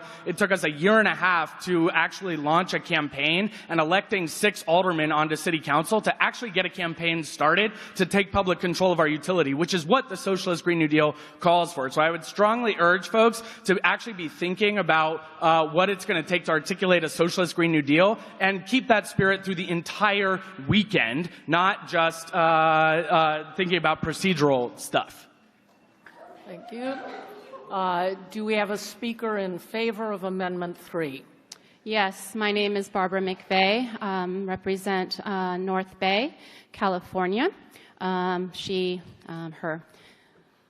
I am utmost surprised at this DSA conference while we are not pointing our fingers 12 miles down the road at the Jimmy Carter Center, where there sits solar panels dated 1979 that sat on the rooftop of the White House.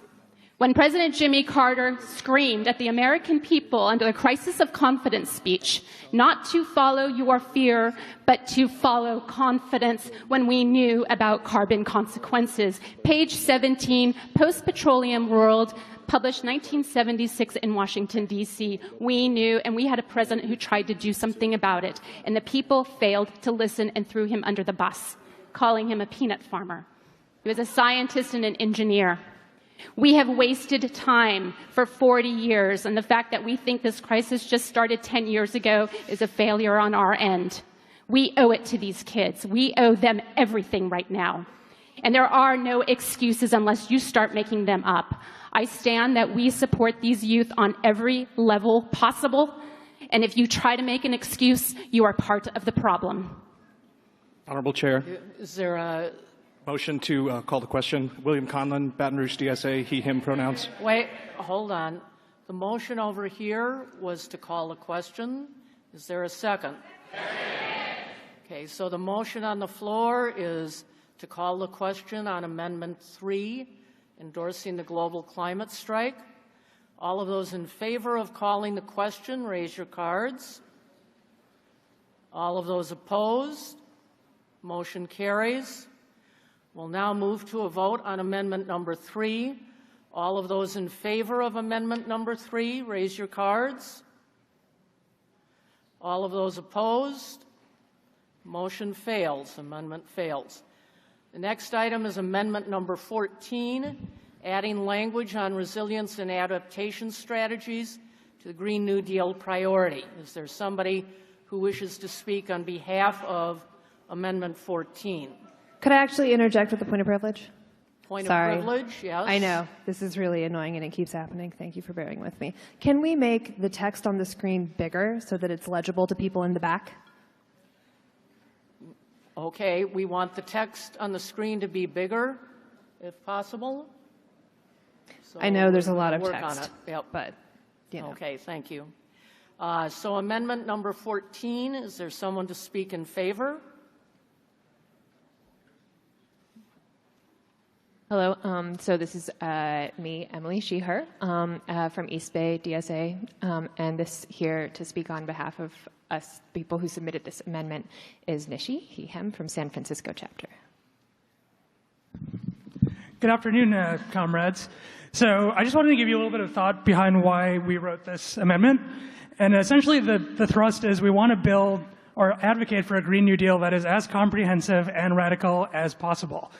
Because the mainstream take on a Green New Deal is neither of those things. So that means we do have to work to limit greenhouse gas emissions to zero as quickly as possible in a way that is just and equitable to the voices of the oppressed and people of color and frontline communities. It also means acknowledging that even if we cut emissions to zero tomorrow, there will be impacts of climate change that are inevitable.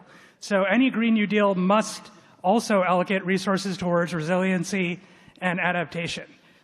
And both of those pathways must be taken with every tool in the toolbox that we possess, because this is a crisis and we cannot afford to leave anything out. That being said, since we wrote this amendment, new language has been added to the base resolution. I am fairly comfortable that it mostly captures the spirit of what we were trying to instill, and I would be comfortable supporting it, but if we want to be specific, I encourage you to support this amendment as well. Thank you. Is there a speaker against Amendment 14? Hi, Becca Sheher, Boston. Like as Sheik said earlier, we created a friendly amendment to address all of these concerns. I'm also one of the co-authors of this resolution. And I believe that this amendment, while I agree with it in spirit and support it, is redundant. And we already, because of the nature of ecological work and addressing the climate crisis along with pollution, et cetera, the work has to be multi-strategy, multi-tactic, and that work is embodied in our Green New Deal principles. Speaker 4. Jesse Cleveland, he, him. I'm going to call the question. Okay. The question has been called. Is there a second? There's a second. So the question has been called on Amendment 14. All of those in favor of moving to a vote, raise your voting cards. All of those opposed? Motion carries. We'll now move to a vote on Amendment 14. All of those in favor of Amendment 14, raise your voting cards. All of those opposed? Amendment 14 fails. We are now back to the main motion, which is resolution number 34. Okay.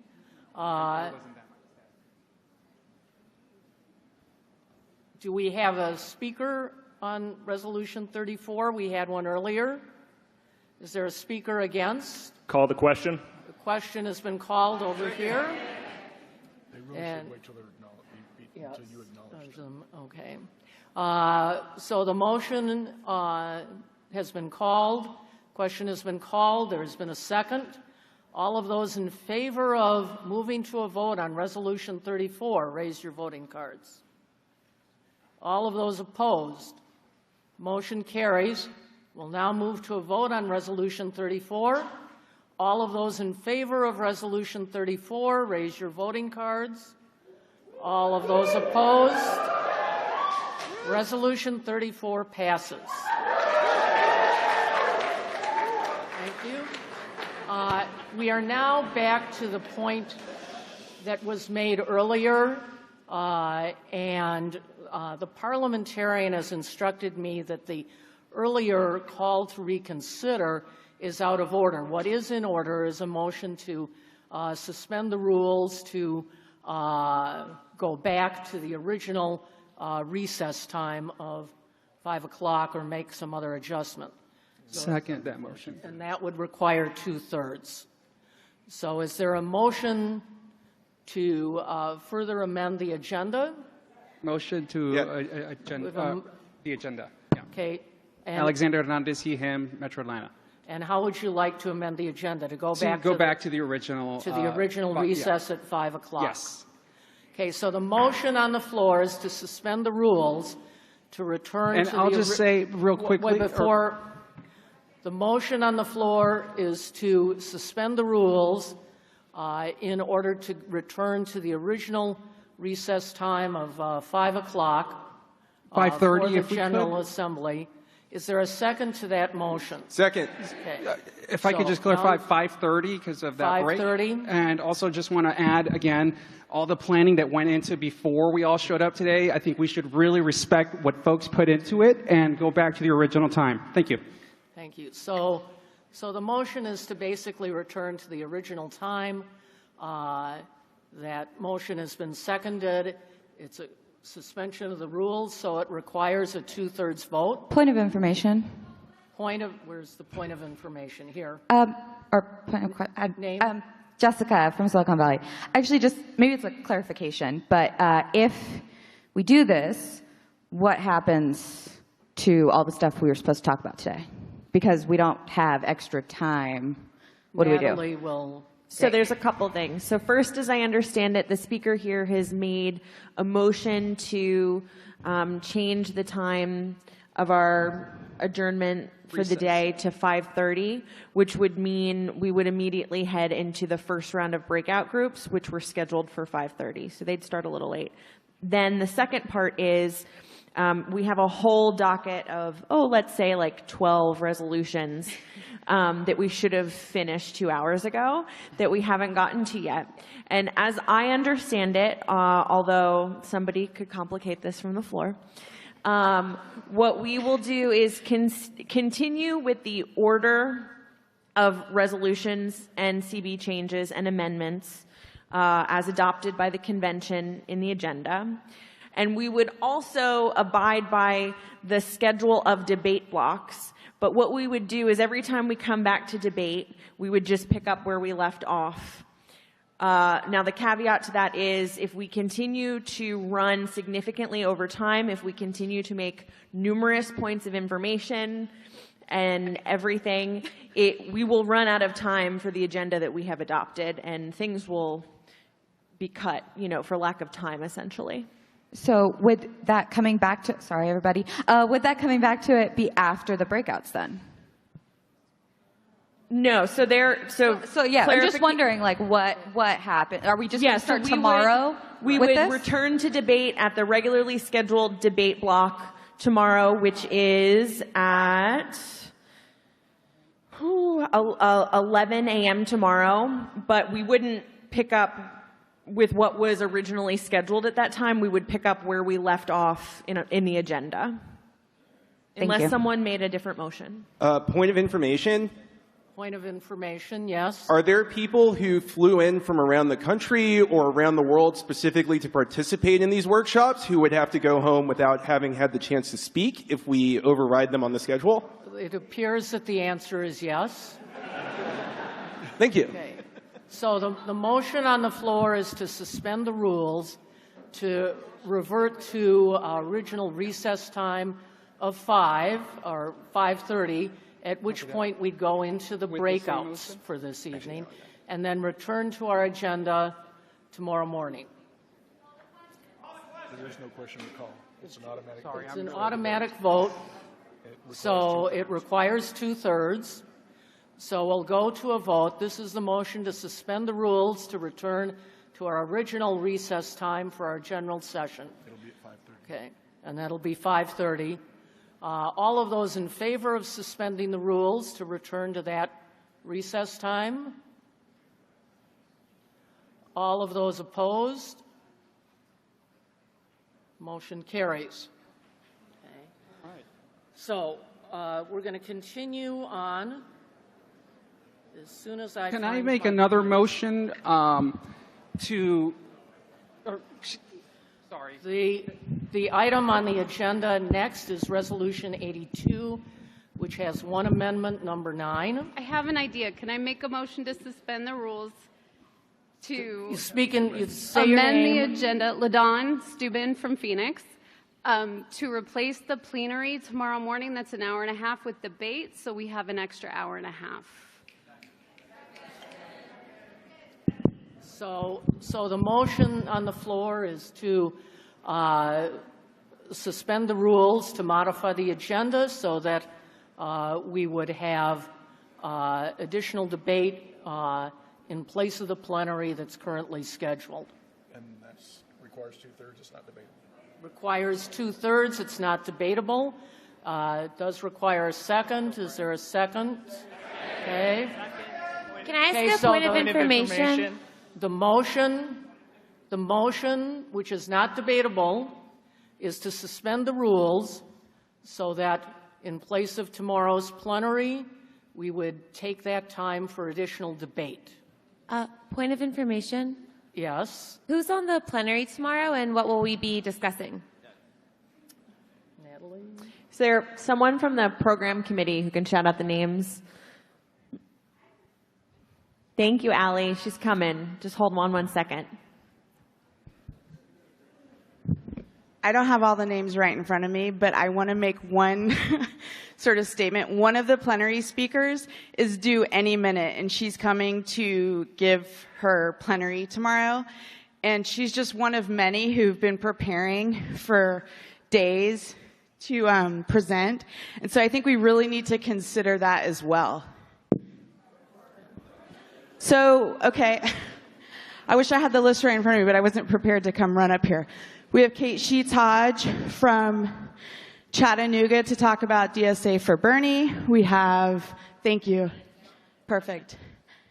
Brandon Ray Ramirez, who is from California, to speak about the Immigrants' Rights Working Group. Bianca Cunningham, Afro Soch, Dustin Guastella, Medicare for All. Renee Parody, who's talking about the NEC priority.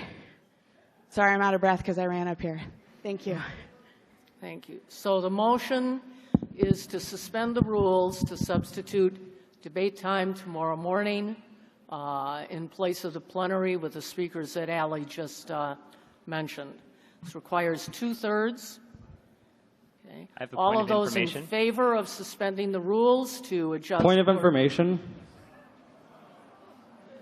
Yes. How many came here to democratically debate and pass constitutional and bylaw I'm changes? sorry. This is not a point of information. This is a point of debate. This motion is not debatable. This motion is not debatable. So the motion is to suspend the rules so that tomorrow, in place of the plenary as described, we would have additional debate time. All of those in favor of the suspension of the rules to allow for that debate time, raise your cards. This requires a two-thirds vote. All opposed? Motion carries. Next item on the agenda. I would, yes. Sarah, she, her, Columbus. I'm not sure if this is just a motion or I'm not sure what kind of motion this is, but I would like to break at 5:15 instead of 5:30, so we have some time before the. No, okay, cool. I withdraw. The chair is going to rule it out of order. The next item on the agenda is Resolution 82, the National Electoral Priority Resolution. Is there somebody here who is going to speak to that Resolution 82? This is for R82, correct? 82, yes. Excellent. I would like to speak in favor of R82. My name is Tim Zhu, he, him, Honolulu, DSA. So I speak in favor of this resolution, of national electoral priority. Politics is clearly everywhere, but for the vast majority of people in the United States, their first entry point is in the polling booth. Many people that are normally unengaged with politics in general are energized and brought in through electoral campaigns. Some of our strongest DSA organizers in Honolulu, for example, were brought in through electoral campaigns in the 2018 primary. Through electoral work, we built the largest non-union organizational phone banking and canvassing operations in 2018 in Hawaii and competed in multiple competitive primaries. Right now, our elected candidates and our formerly endorsed candidates are still effective organizers and leaders in our local communities. For examples, all 5 of our endorsed candidates from 2018 have been on Mauna Kea supporting indigenous struggles against the TMT, the desecration of a sacred mountain. We believe that electoral campaigns are a positive component to full-throated grassroots organizing. Supporting the resolution means that we are going to take the electoral arena seriously. If we want DSA to win state power and build up candidates that are responsible primarily to our socialist vision, I urge you to vote yes on R82. Thank you. Honorable Chair. Before I come to that, there is one amendment on this resolution Amendment number 9. So if somebody would like to speak in favor of amendment number 9, come over here. We had a point of order or parliamentary inquiry? Okay. So amendment number 9, somebody in favor? We would like to have the in favor over here, the opposed over here, just to keep things as clear as they possibly can. Thank you. This is amendment number 9, adding Bernie-specific priorities to the National Electoral Priority Resolution. Hey, y'all. My name is Rami Khalil. I'm a member of DSA in Seattle, and I use he, him pronouns. I'm one of the authors of this amendment. I support the overall resolution number 82 about the electoral priorities. I just wanted to specify our approach more towards the Bernie campaign. I think it's a really historic opportunity that Bernie is running. This is maybe the first time ever that we elect a socialist president of the United States. This is a historic moment that won't come very often. And we as DSA have a huge opportunity to be involved in this campaign as millions of workers are inspired and attracted to his campaign and promote a radical socialist message. And so the amendment is about what kind of messaging we want to focus on. And what we're arguing is that we should have our own independent democratic socialist for Bernie messaging. We don't have to stick exactly to Bernie's messaging. We can boldly speak out against racism and sexism and all forms of oppression in the course of doing our Bernie work. We can call for slashing the military budget, ending funding for right-wing military regimes, such as Bolsonaro in Brazil and the Israeli regime and the Saudi monarchy. We can call for public ownership of the fossil fuel industry and transitioning to a Green New Deal, ending private ownership of the internet industry companies, and so forth. We could put forward a very bold vision for socialism. So this is a way for us to take our radical socialist politics and present them to the millions of working people that are being attracted to Bernie's campaign. Also, we can expect that the Democratic Party is going to attempt to sabotage Bernie's historic campaign, like they did in 2016. And so I think DSA is in the position to push back and start paving the way for building an independent socialist party. So please vote for this amendment. Okay, thank you. The motion on the floor. Motion to call the question. I have a motion to call the question. You should wait to be recognized, but that was over here. Is there a second? Okay. The motion has been made and seconded to call the question. This is on Amendment 14. All of those in favor of calling the question, say aye. Raise your card, sorry. I'll get it right eventually. All of those opposed?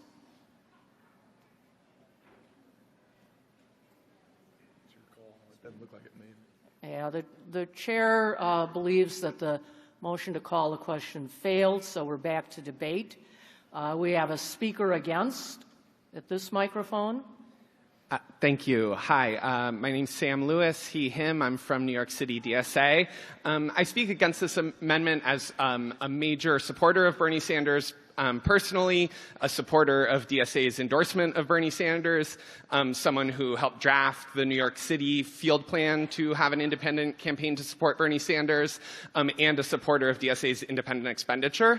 I just think this resolution is about laying out a particular approach for DSA in regards to local politics and to how we build independent power that is focused on investing in individual locals and their ability and just supporting them to build up that independent apparatus. I agree with much of the language in this, but I think it's inconsistent with the priority resolution that we drafted. It doesn't really fit into it. And I also think there are multiple resolutions that we will be considering that do instruct the Bernie campaign on specific policies that we want to see him support, and the class struggle politics resolution, which I think creates a framework for us to understand our relationship to the Bernie campaign. So my feeling is these very important issues that the COMRADE raised are going to be addressed elsewhere, and that because they're inconsistent with the writing and spirit of it, they just weaken this priority resolution and weaken its intent. So I would ask you to vote against. Thank you. Do we have a point of order here? Point of information. Point of information. I would just like to ask how much money has already been allocated to the Bernie Sanders campaign in independent expenditures. And I would urge the body to look and see that, well, Bernie's already our top priority. I'm sorry. The question is how much money has been allocated. Is anybody prepared to answer at this point? Or 1 minute to look it up. Okay. Natalie is going to respond. Remember, points of order and points of information, parliamentary inquiry are designed to be questions, not bits of information that you want to pass on. Could we take another speaker while she's looking that up? Okay. Another speaker in favor of Amendment 9 over here. Hi, my name's Whitney Kahn. I'm from Seattle. Any pronouns are good for me. I get a little kick out of each of them. I think this is a really awesome amendment because we already know that like many people in our organization are going to go and campaign for Bernie, right? There's this huge pressure to just limit it and campaign for Bernie. But for me, I don't see that as our goal. I think our goal is building DSA, right? Not me, us. This is the biggest part of us that has gotten organized, that has embraced democratic socialism, and goes beyond reforming capitalism, and that we say no to capitalism, and we say we need a democratic socialist world that is free of war and imperialism, and those are the things that we can put forward. I think this provides us with a structure for that, to bring people in. If people just go and campaign for Bernie, or if our campaign is organizationally independent but we don't put forward our politics, he can't be the gateway drug he needs to be for the socialism that people need to get addicted to so that we can survive, right? And I just feel like what this allows in terms of resources, this can net us many more resources because people getting involved in a structured way that are open to them, but also people understand that capitalism is failing. People understand that we need to get beyond that. And for us to have the best engagement with that campaign that really brings DSA as strong as possible, that builds a new fighting force for working class politics outside of the framework of either capitalist party. I think this sets us up the best to be clear about our politics and clear about where we think the political revolution needs to go in order to be successful and bring down capitalism once and for all. Thank you. Okay, speaker against. So I wish to speak against this amendment because we have already expressed. Can you identify yourself? Pardon? Identify yes, yourself. Natasha, Huron Valley DSA, she, her, hers. I would like to speak against this amendment because we have already expressed our support of the Bernie campaign by our endorsement of him and by our independent expenditure campaign. As we know from Khalid's speech this morning, as we know from the redistricting that's happened across the country in the last 8 years, local elections matter, and I think this amendment would enshrine an overemphasis on national elections that will be problematic for moving the movement forward. And I think it's systemically in opposition to the nature of organization by recognizing privileged power at the top and not power at the bottom. I'd like to call the question. We have a speaker over here that I recognize to call the question. Is there a second? Second. Okay. So the motion is to call the question on amendment number 9. All of those in favor of calling the question, raise your cards. Opposed? The motion to call the question passes. We'll move to a vote on amendment number 9, adding Bernie-specific priorities. All of those in favor of amendment number 9, raise your voting cards. All of those opposed? The amendment fails.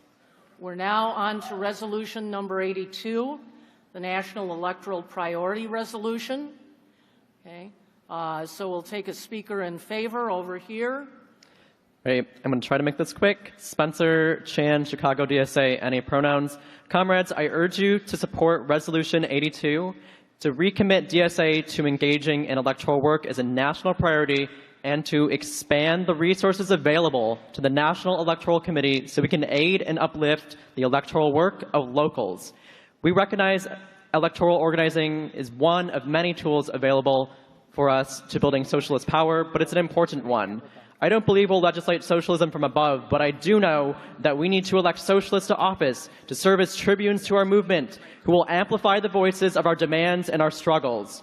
2 years ago, winning universal rent control in Illinois wasn't a part of the political conversation. 2 years ago, municipalizing our utility in Chicago wasn't even on the radar. But with the help of our 6 Democratic Socialist aldermen on the Chicago City Council, our campaigns are being amplified as they welcome us to host canvasses from their office and connect us to individuals and organizations who would be our allies in these fights. We need to recommit to electoral work so we can continue to support socialists like Rossana Rodriguez in Chicago and Julia Salazar in New York. And I want us to be able to support new and exciting socialist campaigns for office like Heidi Sloan's bid for Congress in Austin. Thank you. Thank you. Speaker against? I'd like to motion to call the question. Okay, the motion has been made to call the question. Is there a second?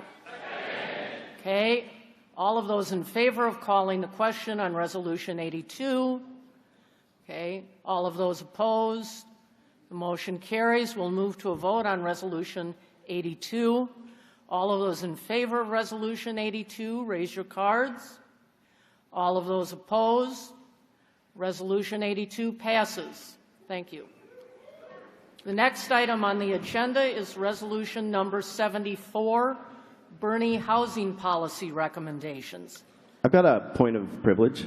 Yes, go ahead. I just wanted to ask in a comradely spirit that we think about community agreements and whether we're following them. Things like why am I talking and step up and step back. And there are demographics that are talking more than other demographics, such as white guys, such as myself. So think about whether you're making space for voices of groups that don't get to talk much and are not represented well. Thank you. Thank you. Okay. Resolution number 74, Bernie Housing Policy Recommendations. Is there somebody here who wishes to speak in favor of the resolution? We see somebody coming up here. Hi, I'm Jennifer Lino from New York City. I was one of the authors of this resolution. There's a national housing crisis. That crisis is capitalism, and it's only going to get worse with climate change. Even though organizing around housing is necessarily local, we need to be able to talk about housing solutions on the scale that the problems exist, capitalism, and the scale that the real estate industry is currently operating and consolidating power at. There are also keys that exist at the federal level that can unlock local organizing and change the terrain on which we organize. Despite all this, no one really is substantively talking about housing on a national level. This provides an ideological opportunity for us to put forth a socialist vision of housing, and Bernie's campaign is a vehicle. This resolution calls for Bernie to adopt a transformative housing platform that would reinvest and expand and reimagine public housing, provide mechanisms for other non-market-based social housing models, guarantee and protect renters' rights, decarbonize housing, enact progressive tax policies, not just put an end to, but proactively remedy decades of housing discrimination and facilitate people's capacity to self-organize and democratically control their homes. Thank you. Is there a speaker against? May I call the question? You may call the question. I'm calling the question. Is there a second? Okay, all of those in favor of calling the question? Yeah, I heard a second. Okay, all of those opposed?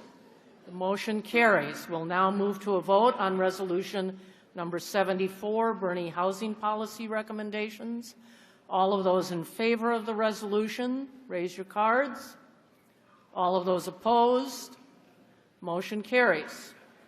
Next item on the agenda is resolution number 15, in the event of a Sanders loss.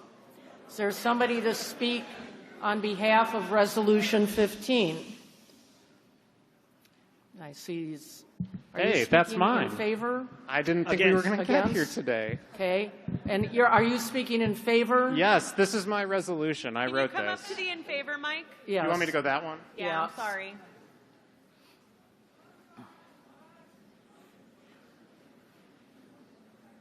Right over here.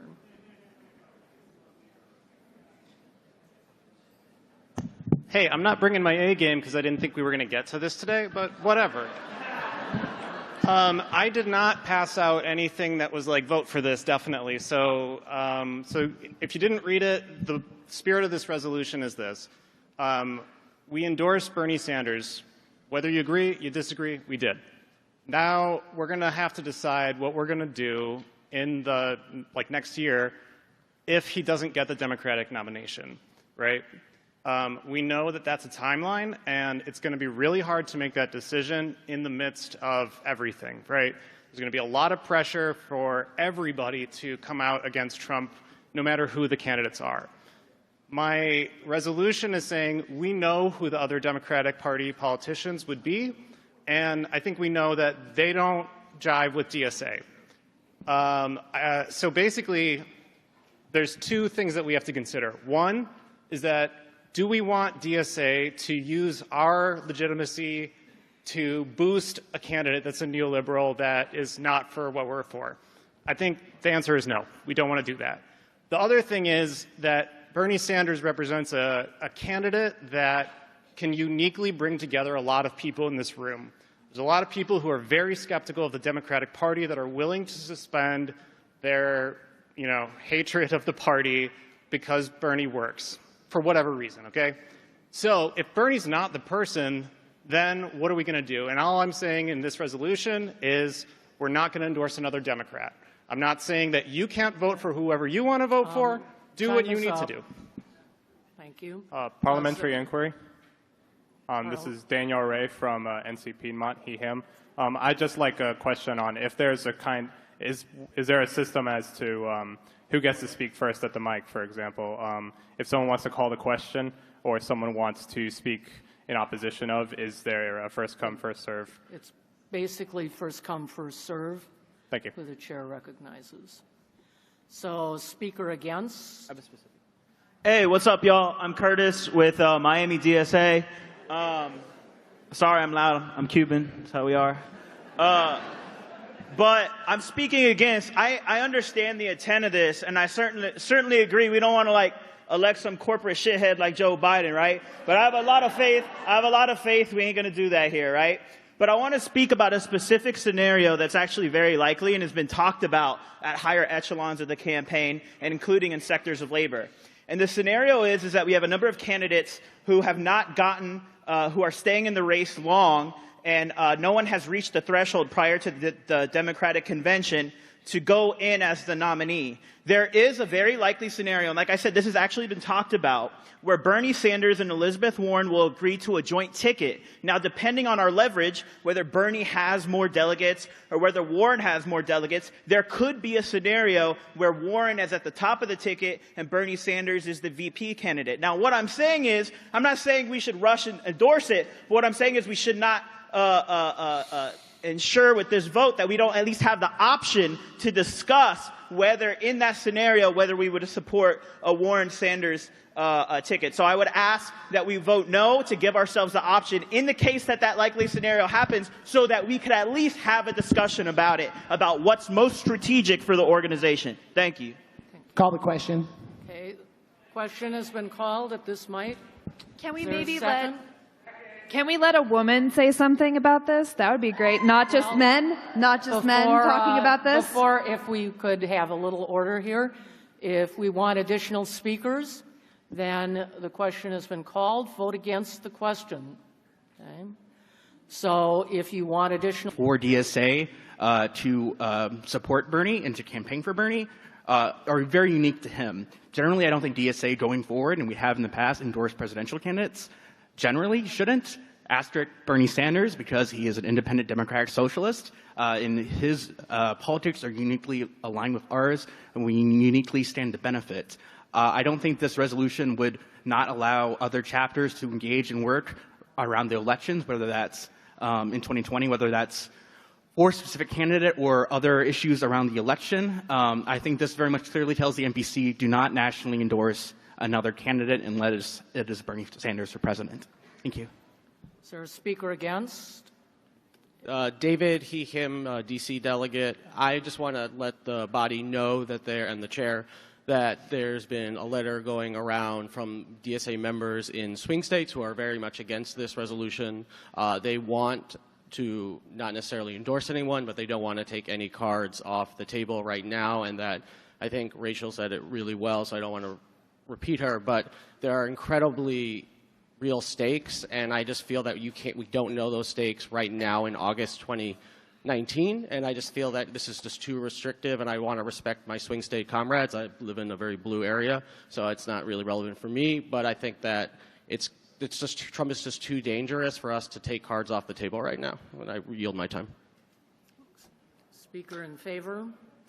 Robin from Chicago, she, her. As socialists, it's our job to build movements, raise class consciousness, and promote class struggle. And we need to focus on doing that. The reason we support Bernie is because supporting Bernie helps us do that.